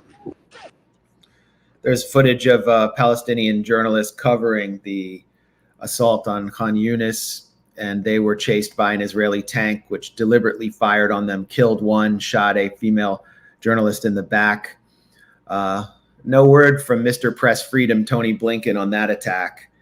And, it's exhausting watching these images of the Holocaust play out before our eyes. And that's why, it's important to be at events in Chicago, to be with other people that are going through the same experience, at least of watching it, and holding accountable those who are responsible for it. I think Donald Trump, sure, he would have done the same thing, maybe worse, but these are the people responsible for it. Samantha Power is responsible for it. Samantha Power is not resigning over the worst humanitarian catastrophe. Well, I guess since Yemen, which she presided over as well. And now, what is Samantha Power saying about this? As the Biden administration has resumed the war in Yemen. Resumed the war in Yemen, on the brink of war with Iran. And here's what Samantha Power, this is her most recent tweet. She's going after the Houthis. Houthi authorities in Yemen launched a series of roundups of UN and humanitarian staff. Hey, I heard about some other roundups of UN staff. They were rounded up by Israel and tortured in Sde Timan concentration camp, and your government is paying for that. They were killed. UNRWA facilities are being bombed every day. In fact, your government defunded UNRWA because Israel put out propaganda about UNRWA workers being involved in October 7th, and you defunded it, and you went along with it. And now you're going after one of the poorest countries in the world, the authorities in one of the poorest countries in the world. And when staffers of Samantha Powers at USAID, a few of them have spoken up and written reports warning about all this, she's basically censored those reports, try to prevent them from getting out. A few people have resigned in disgust. And I want to go back to that quote you invoked from Gira Island, former Israeli general and former head of Israel's National Security Council. This is not recent. This is back in November. So, just a month and a week into this mass murder campaign, Gira Island said this: the international community is warning us against this severe humanitarian disaster and severe epidemics. We must not shy away from this. After all, severe epidemics in the south of Gaza will bring victory closer. So, this was openly stated. These people openly said it. And it wasn't just him. There's plenty more high-ranking Israelis who said similar things, including the defense minister, Yoav Gallant, talking about how we're going to cut off all water and supplies. And yet the Biden administration stood with these maniacs at every single turn. How is this period going to be written in history? If it was anywhere just, the Biden administration would go down as, with as much, shame and just historical judgment as the Nazis did. And I'm sorry to keep invoking the Nazis, but that seems to be the one case where there's a universal moral compass that is shattered when it comes to Israel's, death campaign in Gaza. And, thousands and thousands of operations, amputations being carried out without anesthesia. And the last time we heard from Bill or Melinda Gates was after October 7th, just to declare how upset they were over these, quote, terrorist attacks. they are the driving force behind the World Health Organization. The number 2 donor next to the US and China are these 2 people, just rich people. And they have the worst humanitarian crisis that I've ever seen in my life. They have nothing to say about it. The World Health Organization is making statements. They're hiding behind Dr. Tedros. But what are they doing to intervene? What can they do? The UN has been exposed as toothless and feckless in the face of Israel's power. So that's another institution that's been exposed here. And so who is actually stepping in? Who's stepping in to actually intervene? It is the Houthis, which is why you hear that from who are actually Ansar Allah, the de facto government of Yemen, is staging a actual responsibility to protect intervention with a blockade in the Red Sea to stop this genocide. Hezbollah as well. And they're paying a heavy price for it. The port of Hodeidah has been bombed. Hezbollah has lost key figures like Fuad Shukr, who is operated directly below its Secretary General Nasrallah. There were new bombings in Lebanon. An entire family of Syrians living in Lebanon were killed. They're paying a heavy price to try to stop this genocide, while the institutions of the so-called international community stand by. And the most powerful force, which has been provoked into retaliating, Iran, has not yet retaliated. And we're sort of waiting with bated breath for this to take place. It could take place during the Democratic National Convention. Many were saying that Iran would not attack as long as ceasefire negotiations were taking place in Doha. And therefore, Blinken is dragging out these negotiations, knowing that Netanyahu will sabotage him every time in order to just delay the Iranian attack. But as the Iranian counterattack is delayed, Israel's economy suffers massively. And the pain is, as Hassan Nasrallah said, the pain is sort of in the waiting. American Airlines makes a major reversal on its Israel flights.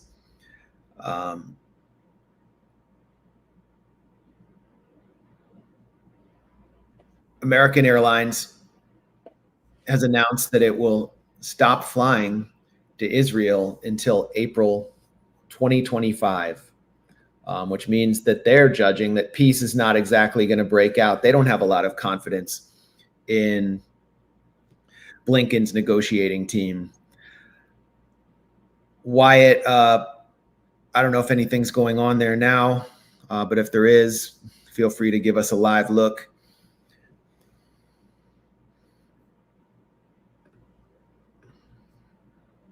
No, nothing. All right, well, we'll continue here. Another way of looking at the expected Iranian retaliation is sort of through the Shia calendar, because the holiday of Arba'in is coming up. And this is like a major pilgrimage. Let's look at how Iran International is covering it, because it's kind of funny. Iran International is a Saudi-funded, Mohammed bin Salman-controlled anti-Iranian government network that covers Iran. Over 1 million cross from Iran to Iraq in controversial pilgrimage. The annual Arba'in walk, a significant Shiite pilgrimage to Iraq for the Arba'in ceremony, has commenced with over 1 million pilgrims crossing the border from Iran. And it marks the end of the 40-day mourning period following Ashura, the religious observance that commemorates the killing of Imam Hussein, the grandson of Prophet Muhammad, in 680 AD. It's controversial. I guess 1 million people don't find it to be controversial. But if you remember, in Kerman, I think it was last year, the city of Kerman in Iran, there was a major pilgrimage on the anniversary of the U.S. assassination, the Trump assassination of Major General Qasem Soleimani, and bombs were planted in the crowd. People were killed. It was a terror attack. And Iran fears that there could be these similar kind of attacks on a major pilgrimage, false flag attacks, intrigues. And so one theory that I think is pretty valid is that nothing is going to take place until Arbaeen is over. So we might not just look at the negotiations in Doha and start considering more meaningful events which will dictate Iran's response. Iran has identified over 20 Mossad agents, or said it has identified over 20 Mossad agents. So it could be a tit-for-tat response in which there are assassinations of Israeli agents rather than some massive rocket attack on Israel. I don't know. I'm just basing this on my synthesis of news and what I see in the public. Don't have any sources here. I don't think anyone does. There's a very small council of those deciding when and where and how this retaliation will take place. But it could also take place during the Democratic National Convention. Aaron, I don't know if there's anything you want to add here. Well, only that, the leaders of Hezbollah and Iran, I think, are in a tough position because they're dealing with a foe that when, Israel launches military strikes, they target civilians. It's like written in their doctrine. They have a long history of doing it. They're founded on ethnic cleansing. They try to focus on military sites like Hezbollah does. So they have to factor that in because whatever they do, they're not just going to face an Israeli response like going after, Hezbollah and Iranian military targets. They're going to face Israel going after civilians, as Israel's openly promised to do. So it's just like, I don't know if you're Iran and Hezbollah, how you deal with an enemy like that only understands force, like that uses diplomacy as a veil to advance its mass murder and colonization project, has the full backing of the U.S., which will use no leverage whatsoever. It's interesting just to think about like how they can respond under those conditions, because they have to balance between establishing deterrence so that Israel can't just keep killing their people and striking at will, but also not doing anything that Israel could use to then, I don't know, wipe Lebanon or parts of Lebanon off the map, which Israel would do because they're that crazy and they have that little regard for human and that much contempt for humanity. They view Arab identity, the indigenous people of that land, as a threat to their existence because they're colonizers and they've adopted this mindset from the start that these people have to be displaced. That's what Netanyahu's trying to do in Gaza. He wants a new Nakba. That's his goal, basically. He wants as many people to flee as possible. So how do you deal with an adversary like that that also has nuclear weapons and I think is crazy enough to use them? It's like, it's a tough predicament. Well, and that's their doctrine. Let's go to Medea Benjamin. Wyatt, Wyatt. Yeah. What the people really want, the people are calling for. So they have to lock themselves up into these ivory tower convention centers and all these police here to keep peaceful protesters away from them. Pretty sad, isn't it? Do you think they're going to let people make it to the United Center? They'll never let people make it to the United Center because they're afraid of the people. And this is what happens when you have policies that are diametrically opposed to people's needs. You think the American people want to be spending billions of dollars to keep a genocide going instead of spending it on the needed infrastructure here, on housing people who are unhoused, on providing good health care for people who can't get it here? No, this is not what the people want. So that's why they need all of these police here to protect those in power from us, the people. What do you think the message here for Kamala is today? Well, I'm holding my message. Yep. I think it's a pretty clear message which says if you are going to continue on the Biden administration policy, you're going to lose a lot of voters. And you might not think it's a lot of voters, but they are in key swing states. And you're going to need those voters, whether it's in Michigan, or Georgia, Arizona, Pennsylvania. Those voters are going to make a difference. They can make the difference between you winning and losing. So if you don't have any moral compass that says maybe we shouldn't kill, at least have a political compass that tells you what the politically expedient thing to do. Out there loud, it's like, I'm not quite sure, but I guess it's going to be a turn. Yeah. Thanks. That was Medea Benjamin with Code Pink. They have a pretty big contingent out here today. Quite a few groups out here today. How many people do you think made it out today, Medea? I have no idea because I haven't been able to really see. Yeah. What do you think? Definitely in the thousands, maybe 10, maybe more. We'll see. I'm going to try to get to the side of the road here and start taking some video. Okay.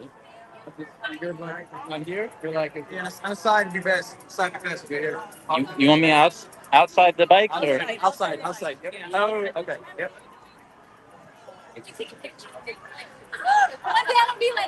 But can I go interact with them? Can I go talk to them? No, not right now. Outside the bike. So I'm not allowed to go interview the protesters. Hey, officer, can I interview the protesters? It sounds like we're not being allowed to interview them. So what's happening, Wyatt? Outside the bike, please. Oh, Thank you. Wyatt's being pushed back. So how do I get on the other side? Right now it's a little tough. We're just trying to get everybody in the middle street. Okay. Let's He's got a camera right there. Yeah, He's about 10 feet away from me. They were in the march. So if you guys can get if you want to walk around and enter that way, that's fine. But we need to get this clear space. Sorry about that, man. I know it sucks, man. I mean, It's coming late to the party. You know what I mean? They were here. I was since here. Like 12 o'clock. But I respected one of your officers' orders to go outside the bikes, and that's why I'm outside the bikes.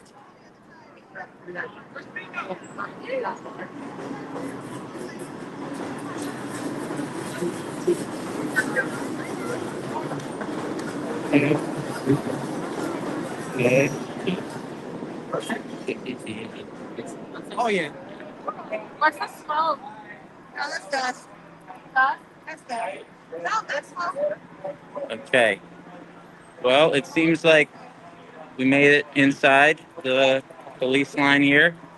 See if we have as much trouble getting out again as we did getting in.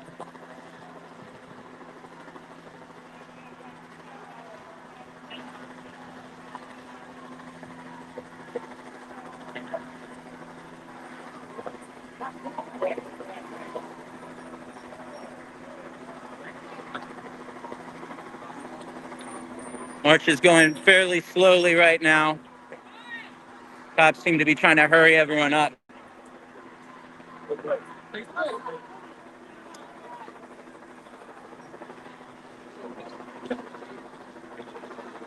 As you can see directly above us, they've got a helicopter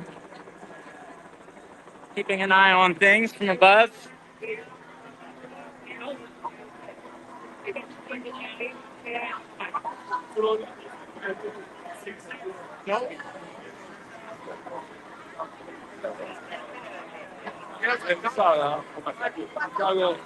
Medio de esta convención.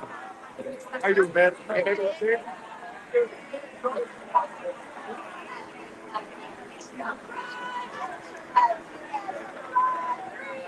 Free Palestine! Bombing children is a crime!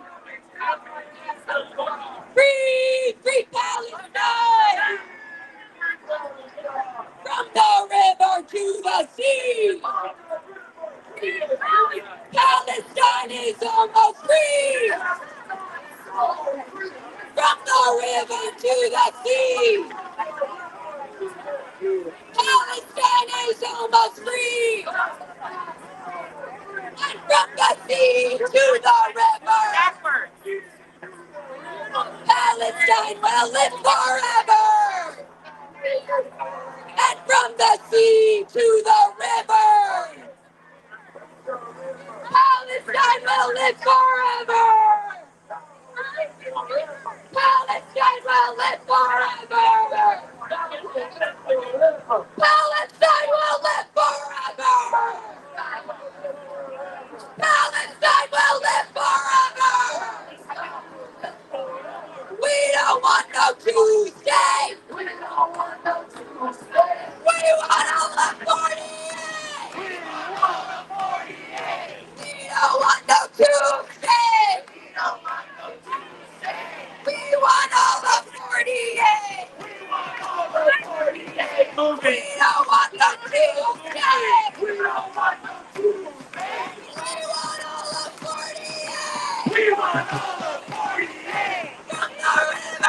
Let's keep it going.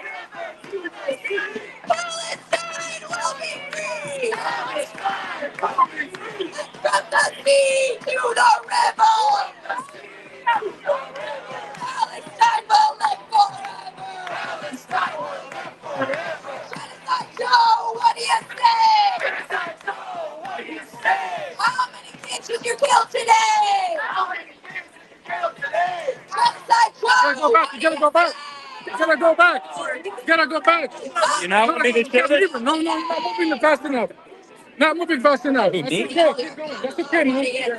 But you have to keep going. You have to keep going. You think I can go anywhere? Block the shot right there. Why are you blocking the shot? Yes, because you have to keep going.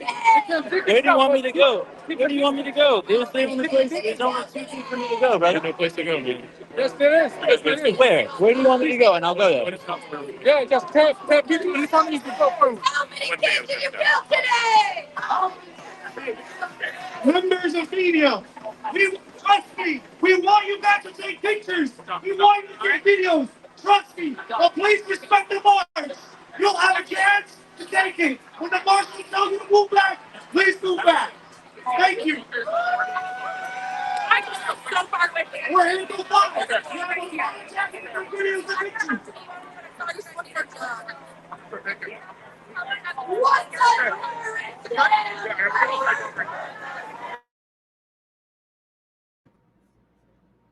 All right. Well, we've been watching Wyatt Reed's footage from the coalition to march on the DNC's march through the streets of Chicago. Obviously, it's really tightly controlled by police, trying to prevent them from getting anywhere even close to a mile from the United Center where the DNC is taking place. I'll hopefully be joining Wyatt tomorrow. Wyatt's getting pushed around by everyone, the protest organizers, the cops.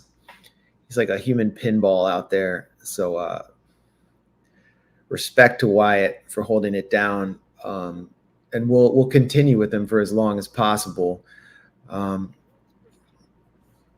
Aaron Mate is here with me, and he's muted. If you can unmute yourself. And we want to shift topics from Palestine to Ukraine because there have been some really significant developments in the Ukraine proxy war being waged by NATO forces on Russia and Russia's military operation inside Ukraine. Aaron, I don't know if you want to introduce this for us and explain what's been happening for over a week inside Russian territory. Yeah, well, not long after Biden changed his policy and gave Ukraine permission to use U.S. weaponry inside of Russia, Ukraine's actually invaded Russia, has invaded the region of Kursk, forced tens of thousands of people to flee, really embarrassed the Kremlin, and I think entered a new phase of escalation in this disastrous war. To engage in this operation, of course, they had to divert troops from eastern Ukraine, which is Russia's main focus, because one of Russia's main goals is to basically consolidate the territory where you have Russophile Ukrainians living who rejected the coup that started this whole thing back in 2014, the coup that brought in an assault on the Russophile Ukrainians of Ukraine, and that Russia is now intervening on the side of. And so Ukraine diverted troops from the Eastern Front, from places like Donetsk, where Russia is trying to take as much territory as it can, to put forces into Russia. And they have occupied some towns in Russia. They have taken prisoners of war. They have forced people to flee. But now the question is, can they sustain this? Do they have the manpower to do so when they're already lacking the manpower to, defend their own country from Russia? And what's Russia going to do? Will Russia take the gloves off even more? I mean, Russia, which did not send a huge force into Ukraine to begin with, which immediately engaged in peace talks with Ukraine back in 2022, which were basically sabotaged by the U.S. What's Russia going to do now? And I just think these questions are not being properly asked because there's so much euphoria in U.S. corporate media over, Ukraine finally doing something successfully on the battlefield after last year's disastrous counteroffensive. It should be noted that this was not, it shouldn't they shouldn't be taken as a huge surprise. If you remember those leaks that came out on the Discord server over a year ago from the Pentagon and U.S. intelligence agencies, one of those leaks said that Zelensky has plans to try to invade a Russian border region and use that as leverage in talks with Moscow. But so far, it doesn't look like that angle or that goal, if that it really is Zelensky's goal, is being successful, because Putin's already said, we're not going to speak to people who invade our country and are now shelling nuclear plants like Ukraine is doing in Zaporizhia. And meanwhile, the other impact of this has been to derail what has just been exposed to be a really important act of diplomacy, which was talks on a ceasefire between both countries to halt strikes on energy infrastructure, which, if you compare the two, for Ukraine, it's been far more devastating to have Russia striking its energy infrastructure than it's been for Russia to have Ukraine striking its infrastructure like oil refineries. Russia can, I think, recover from that. Ukraine's lost a huge amount of power because of Russian strikes, which really only escalated after the fall of 2022, after basically Ukraine walked away from the Istanbul talks and also blew up the Kerch, or tried to blow up the Kerch bridge in Crimea. That's when Russia really started going after Ukraine's energy infrastructure. And now, so because of this, Russia's pulled out of what has been revealed to be these secret talks motivated by Qatar to have a ceasefire that could stop attacks on energy infrastructure, which for Ukraine heading into the winter would be all the more important, of much more importance to Ukraine than it would be for Russia to have such a ceasefire. And the question that is raised here, I think, is like, does this reflect a split inside the Ukrainian government? Is everybody in Ukraine on board with this, where you have these advanced talks? They were actually very close, apparently, to reaching a deal, according to the Washington Post, on this kind of ceasefire, which then could even lead to a broader ceasefire. But so, was this invasion of Kursk possibly a rogue effort, or at least an effort by a different element of the Ukrainian power structure to undermine those talks? I mean, it's possible it wasn't, that even they were involved in these talks just as a ruse, as they've done before. That's possible. But another possibility is that you have splits inside the Ukrainian leadership. Some people who do want talks such as these that were sabotaged, and those who don't. And so one impact of this Kursk invasion has been to kill that. And I think for Ukraine, it's going to be devastating, especially this winter, if this war continues, which by all appearances it will. And here's Ukrainian troops inside Kursk. Very familiar behavior if you've been watching Israeli troops inside Gaza. I don't know if we've seen this from Russian troops. Maybe I missed it.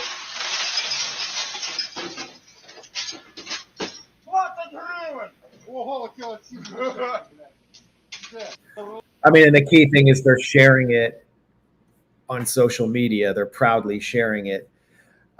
This was obviously a psychological operation more than a military operation, designed to show they can strike inside Russian territory. It has had had no impact on the battle inside Ukraine, where Russian forces are advancing towards Kharkiv, where they're pressing hard on Ukrainian lines, which are collapsing, where Germany is announcing that it isn't able to send self-propelled howitzers, which were needed for the Kursk offensive. It hasn't reversed the course of battle at all. This is something even admitted in U.S. mainstream media.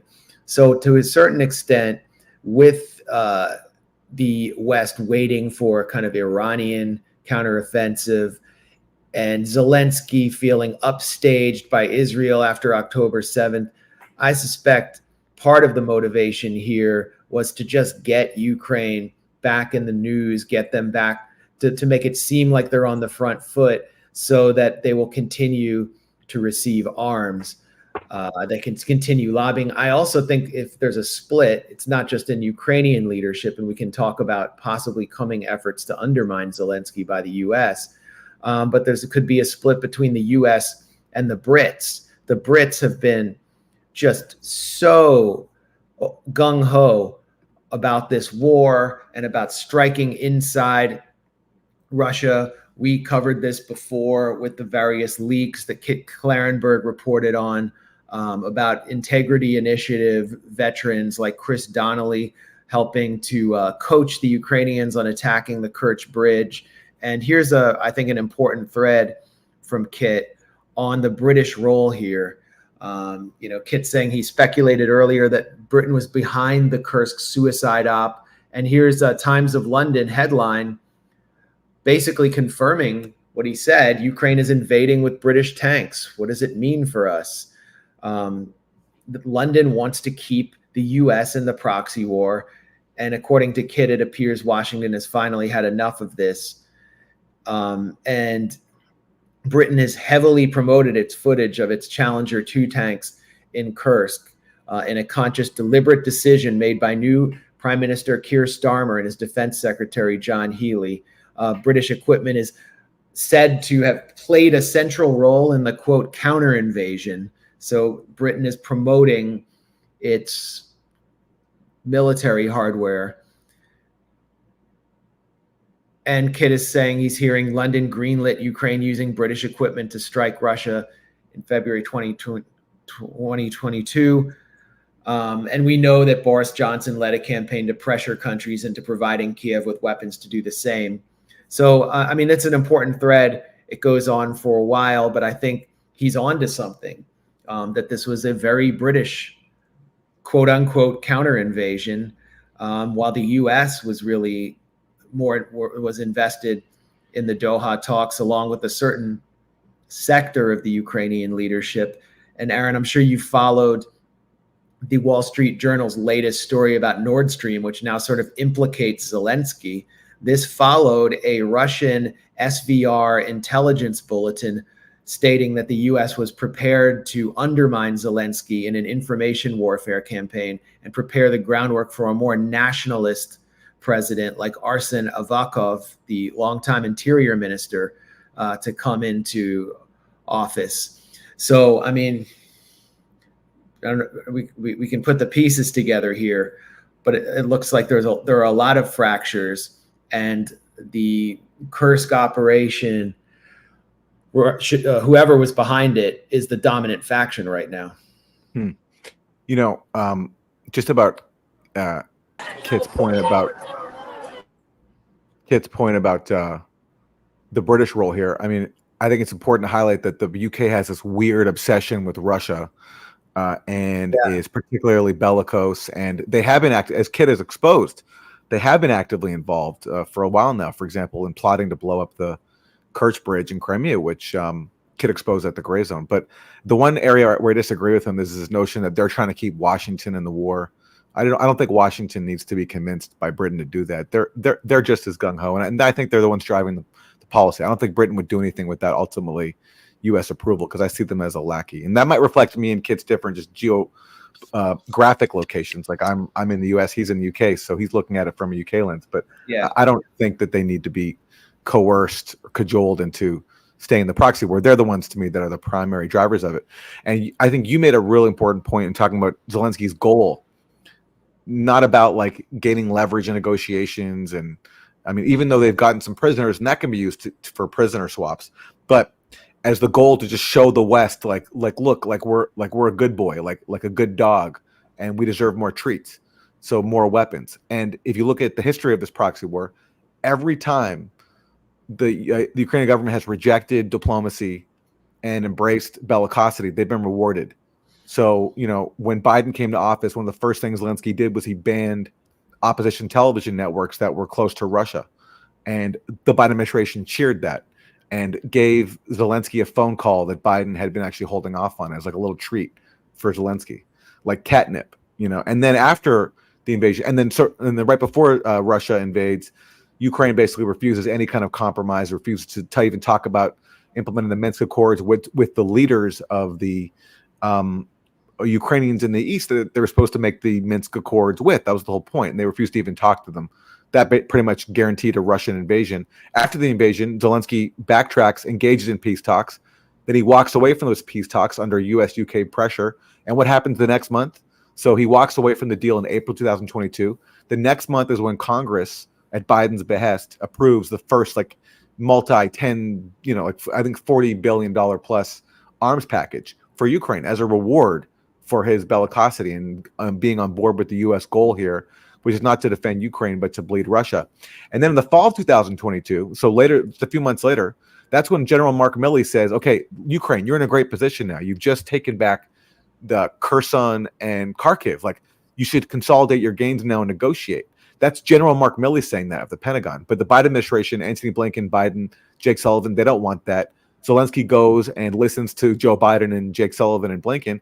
And in December, right after, he listens to them, he gets gifted with a trip to Washington and another like 40 billion plus arms deal. So what you were saying about how Zelensky's goal here is to convince the U.S. for more weaponry, that's exactly what he's doing. He's trying to show he can, be tough and still fight and hope for a reward, which in this case will be not just more U.S. weapons, but the permission to launch long-range strikes with U.S. weapons into Russia, which so far the Biden administration has resisted. But if you're going by the history, every point Biden not only rewards Zelensky with weapons, but also gives Zelensky the permission to do things that Biden previously took off the table, the more Zelensky escalates. So that's exactly where this is headed. Zelensky's goal here is using U.S. weapons for long-range strikes into Russia. And if history so far is any guide, I think it's a fair bet that he'll get it.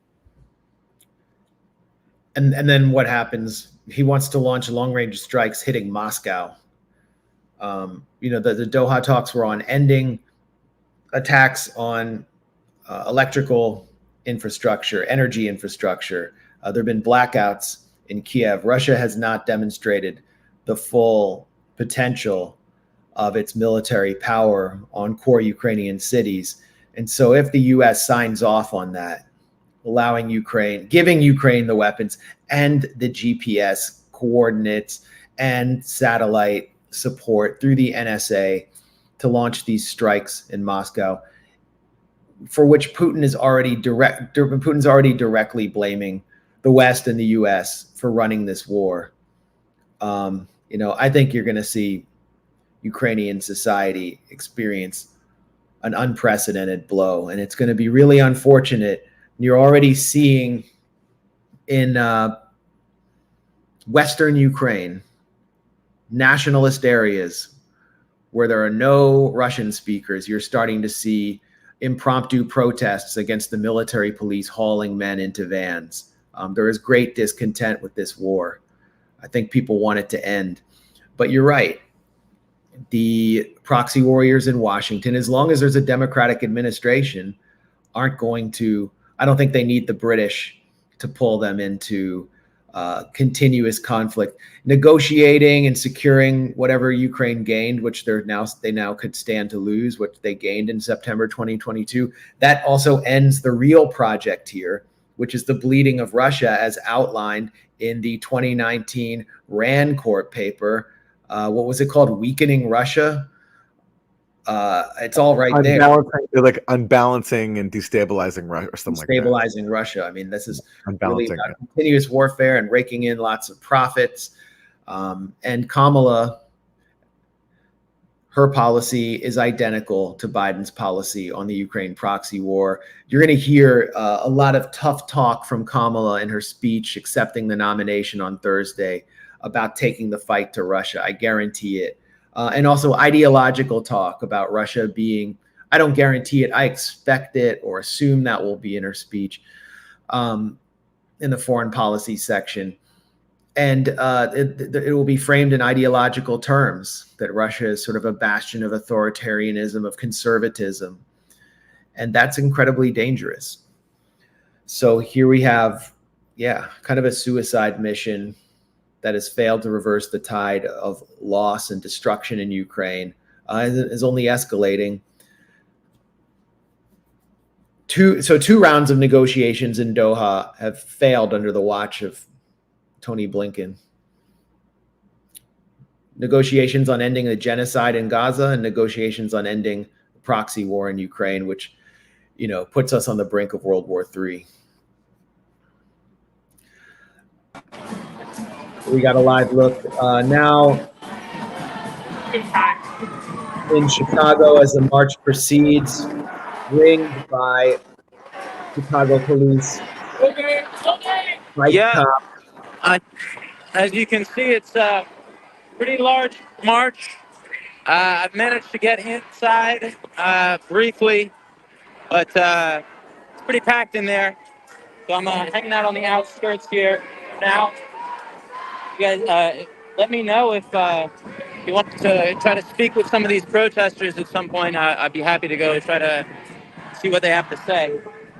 Yeah, Wyatt, can you hear me okay? Yeah, I can hear you.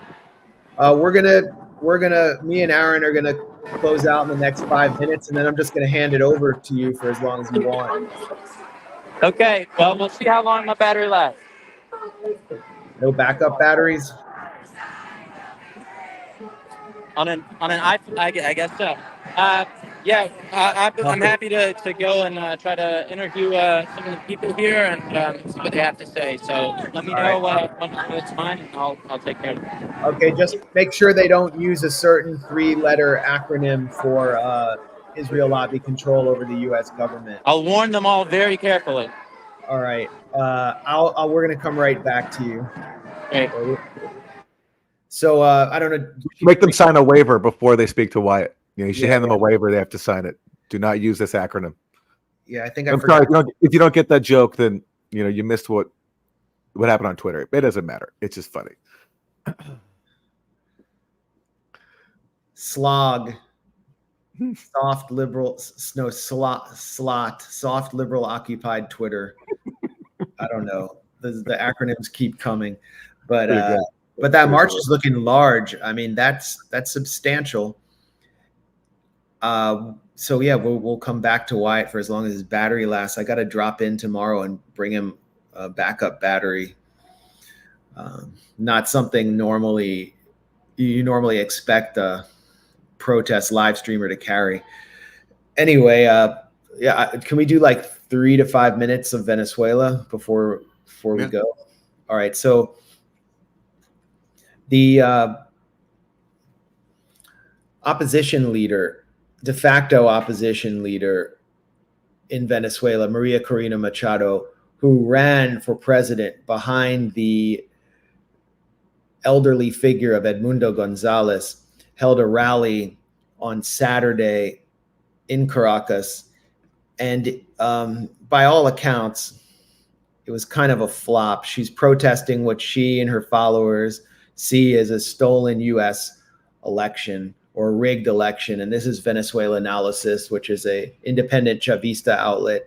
The hardline U.S.-backed opposition also called for, quote, global mobilizations, whereas abroad there was decent attendance. Maria Corina Machado's rally in East Caracas being the kind of wealthier neighborhood that's a base of anti-Chavista forces, had a meager turnout, a shadow of the pre-election crowds.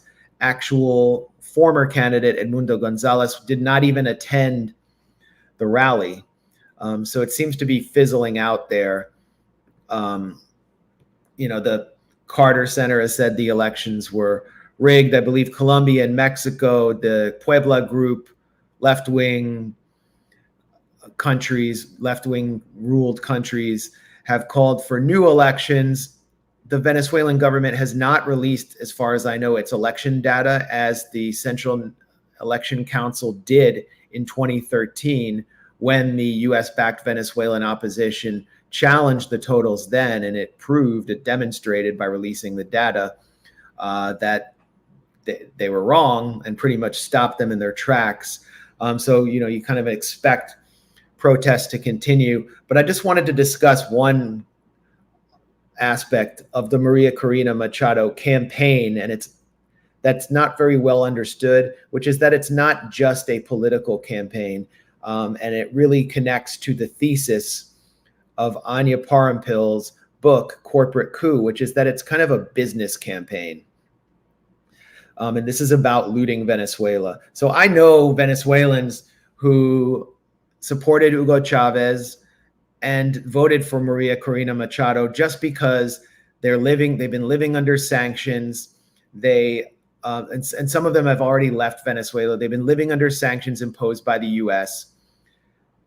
They've seen their country's economy strangled. They don't quite have the context for understanding the sanctions. Some of them just blame Maduro or the failure of socialism. and they just simply wanted change, and they really had no ideological affinity for Maria Corina either, who is kind of a right-wing arsonist who has led several coup attempts in Venezuela. They just think that this might possibly be a way out, and they're willing to try anything. And here's what they fail to understand is that if Maria Corina Machado gets in, what the country controls in its resources will be sold off to American business interests. And, you know, I kind of can see it when I look at someone, when you look at Elon Musk suddenly demonstrate interest in Venezuela, someone who said, we'll coup whoever we want to get the lithium in Bolivia. Or when you look at Eric Prince, multi-millionaire aristocrat from Michigan, who just started a private Blackwater army because he felt like it, suddenly threaten the Maduro government.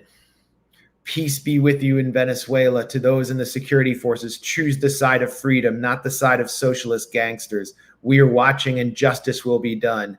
He's threatening them all as though he has the power to do anything. Resiste juntos por la libertad, la unidad y la paz. My friends, be well today with the protests. I wish you peace and safety. Your friends from the North, though we're not with you today, we're coming soon. We support you to the end. A lot of charisma there for this private mercenary army leader. And I mean, this is what Prince has been up to, Eric Prince, which I think is revealing and speaks to his agenda in Venezuela. Shortly after, this is Tassin B, shortly after threatening Venezuela on social media, U.S. mercenary Eric Prince met with El Salvador President Nayib Bukele. Prince congratulated Bukele for his speech at a far-right event in Maryland, U.S., and also for the new Maxi prison, the largest in Latin America, where Bukele has locked up thousands and thousands of gang members and suspected gang members and people convicted in mass trials. That doesn't mean necessarily that Eric Prince and Bukele share a deep ideological affinity, although Bukele caters to those forces in Washington. It just means Eric Prince is running around Latin America seeking deals. And he has his eyes clearly on Venezuela, which sits not only on the greatest oil reserves on the planet, like the largest untapped oil reserves on the planet, but massive mineral wealth, including huge gold reserves. And so I guarantee you that what Maria Corina Machado is doing is she's promised these characters a cut of Venezuela's wealth and to basically sell off the country and turn it into Russia in the 1990s if she gets in, and they're frustrated right now and they're threatening them. And Eric Prince wants to send in his low rent budget army, which got turned into piñatas in Fallujah in 2004 that got roasted if they don't get what they want. This is all about money, and any Venezuelan who thinks that things are going to be better under Maria Corina Machado needs to look at this and consider who paid for her campaign, who paid for her very professionally run campaign. It was these same business interests that want to just loot Venezuela. Aaron, I don't know if there's anything you want to add here. Well, just when you're talking about people, Venezuelans who actually voted against Maduro this time because they're tired of the sanctions and they can't connect it fully to, this is carefully designed U.S. policy. The U.S. goal is to make them suffer enough to want to turn against Maduro because Maduro represents a force that the U.S. wants to crush, which is someone who's not under U.S. control and who tries to use the resources of their country for their own people rather than for corporations, like Anya documents in her book. But it reminds me of Nicaragua in 1990. They had elections which were basically held under the barrel of a gun, where basically Nicaraguans were told that if you don't vote for the U.S.-backed candidate, you're going to continue to starve and suffer. And finally, like, enough people were just fed up of 10 years of the U.S. destroying their country by, arming death squads and supporting terror campaigns, that they voted out the Sandinistas. But you can't call that like a fair election. And I just think, I don't know what happened in this election with Venezuela, but what I know is it's after more than 20 years of the U.S. trying to overthrow Venezuela's democracy, multiple times. There have been so many coup attempts now backed by the U.S. The U.S. has no say in anything. It's no right to. I mean, to begin with, the U.S. has no right to raise a peep about Venezuelan democracy. It's not the U.S.'s country. But just as nobody grants Venezuela the right to weigh in and try to influence U.S. elections. So obviously, we should be consistent if we care about people being equal. Also, especially after 20 years of trying to overthrow a country and making it starve and suffer, nobody in the Biden administration has the right to say a word about the election. So just let them work it out themselves.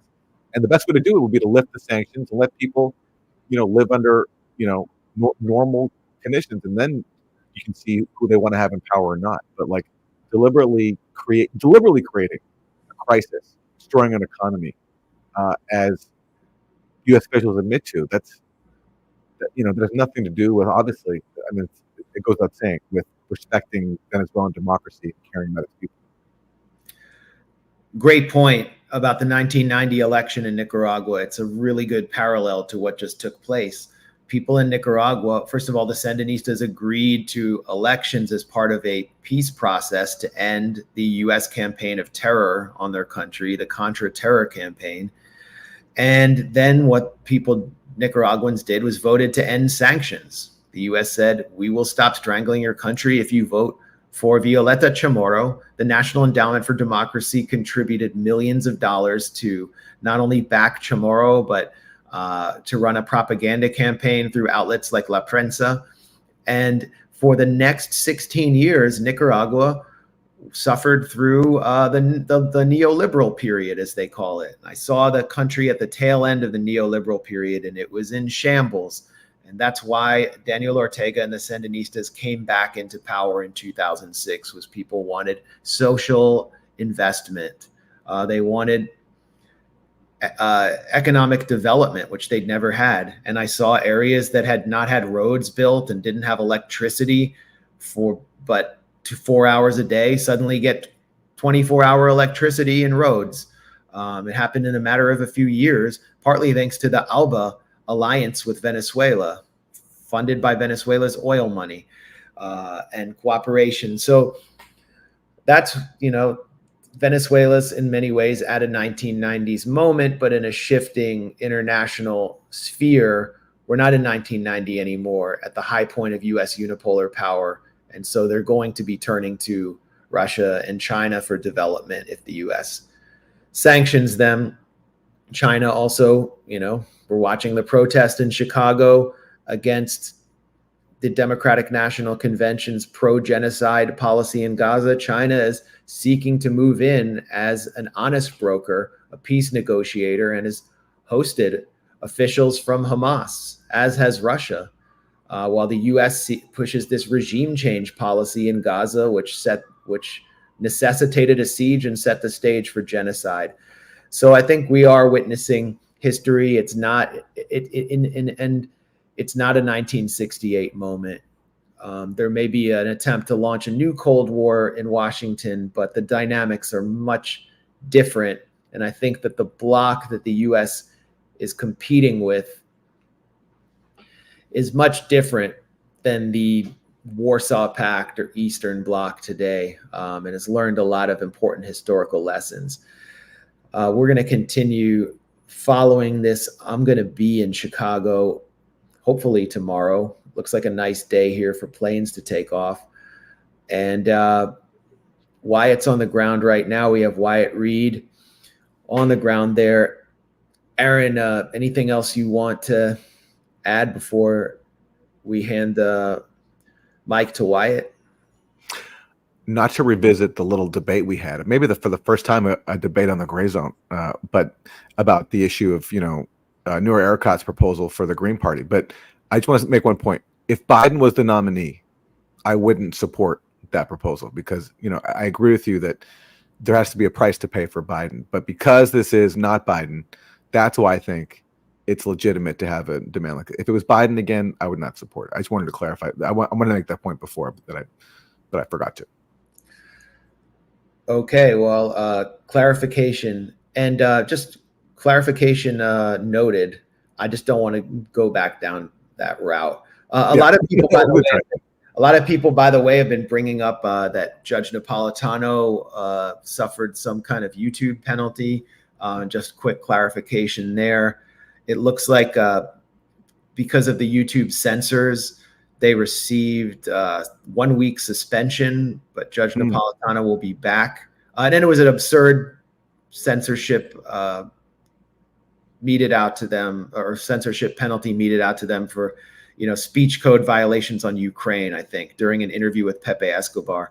But Judge Napolitano's coming back. I'll probably be on there on Thursday if I don't have to be out in the field there. But they are back on YouTube, so they're not banned.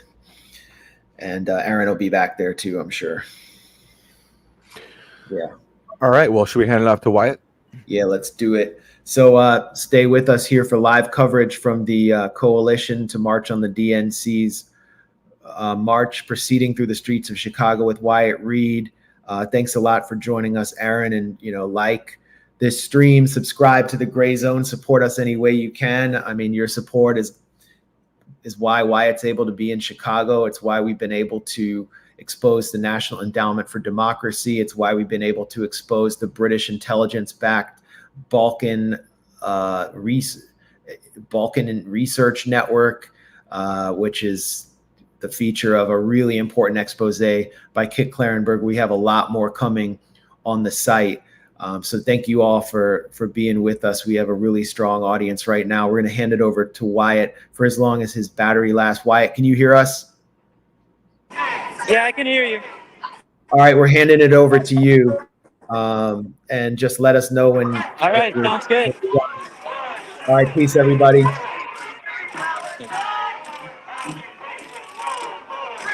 As you can see, this is a bit more of a student activist area. We have kind of a student contingent here, some protesters with the Palestinian youth movement up here. Further back, some of the kind of revolutionary orgs, Socialist Alternative and FRSO back here.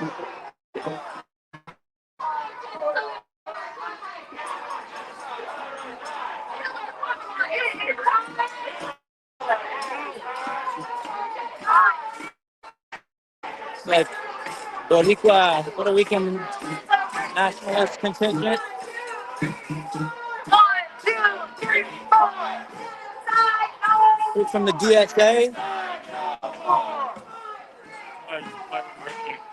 You want to tell me what the march is about a little bit? We're doing a live stream. Tell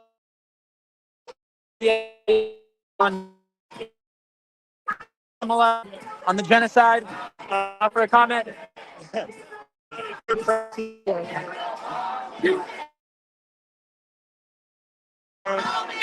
Are you part of a crash organization? Yeah, independent media. It's called the Grayzone. We have a press. Well,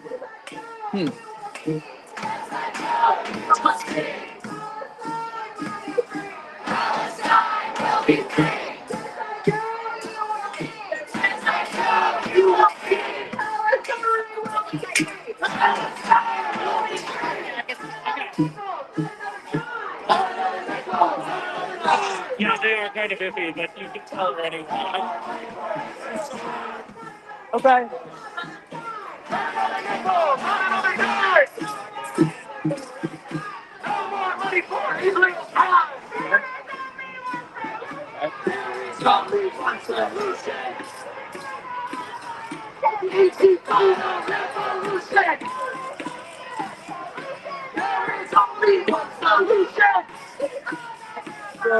Okay. Okay.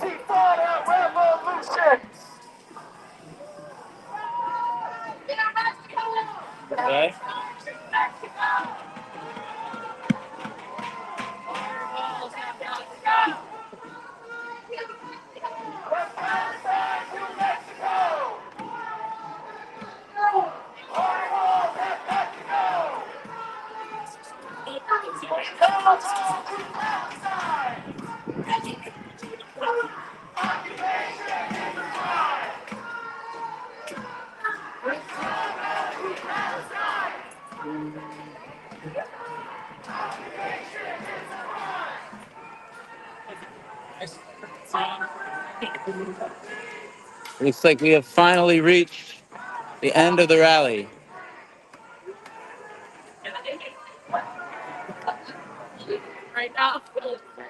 As you can tell, it's a pretty large march, pretty large group of rally goers today. Are you live streaming? Yeah. Get my handle. Yes. Wyatt Reed 13.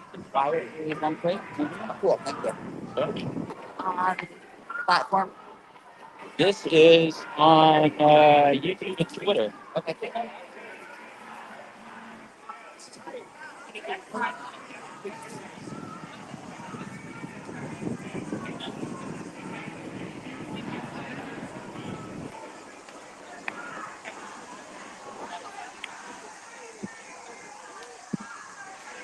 Yep, that's me.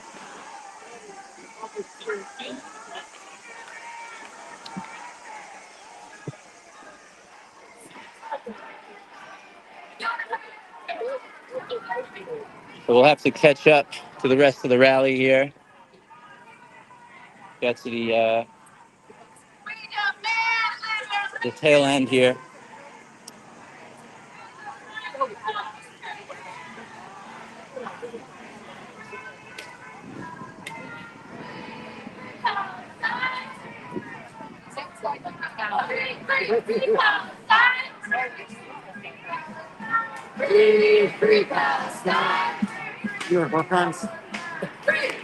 Huh. We have an issue of the New York war crimes.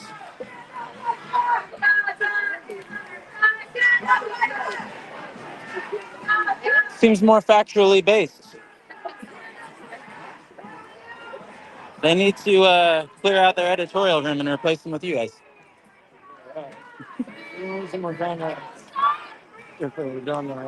You care to tell us a little bit about your project? Okay.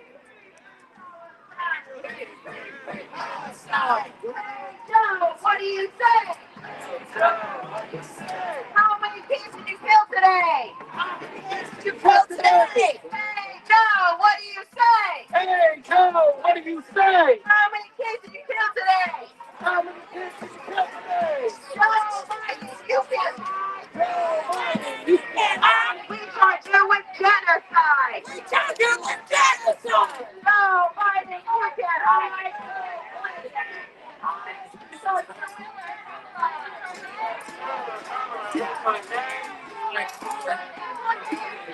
Children, that's okay. Just like Joe. Just like Joe. You see, Joe?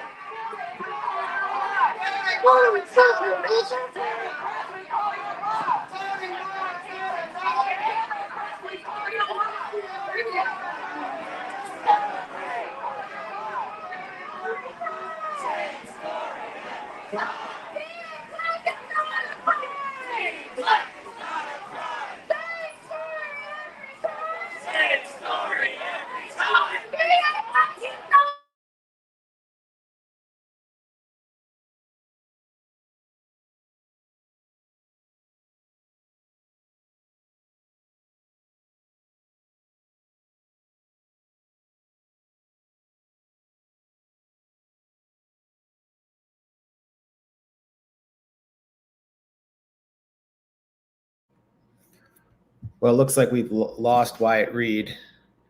That was unfortunate. So I guess we will, unless we get him back on the stream, we're just going to end it right there. I think you got a good sense of the march. Maybe we can pick up with them in a second. Man, I was just about to bounce. That's unfortunate. Yeah, I see a lot of you are enjoying this nice maritime painting. It's a real vibe shift from the images of uniformly masked protesters. Yeah, and I'm not hearing anything from Wyatt. I think maybe his batteries are out. As I said before, I will be out there tomorrow and I'll be parachuting in with emergency battery packs for Wyatt. There are more protests scheduled. I think there's one at the Israeli consulate scheduled for 5 p.m. tomorrow. There's a major march on Thursday, again on the DNC. And we'll be trying to get interviews wherever we can, including with delegates, lawmakers, and all sorts of people in Chicago. I hear Michael Tracy's out there too. Maybe we'll get him on. All right, but thanks again, everybody, for being a part of it.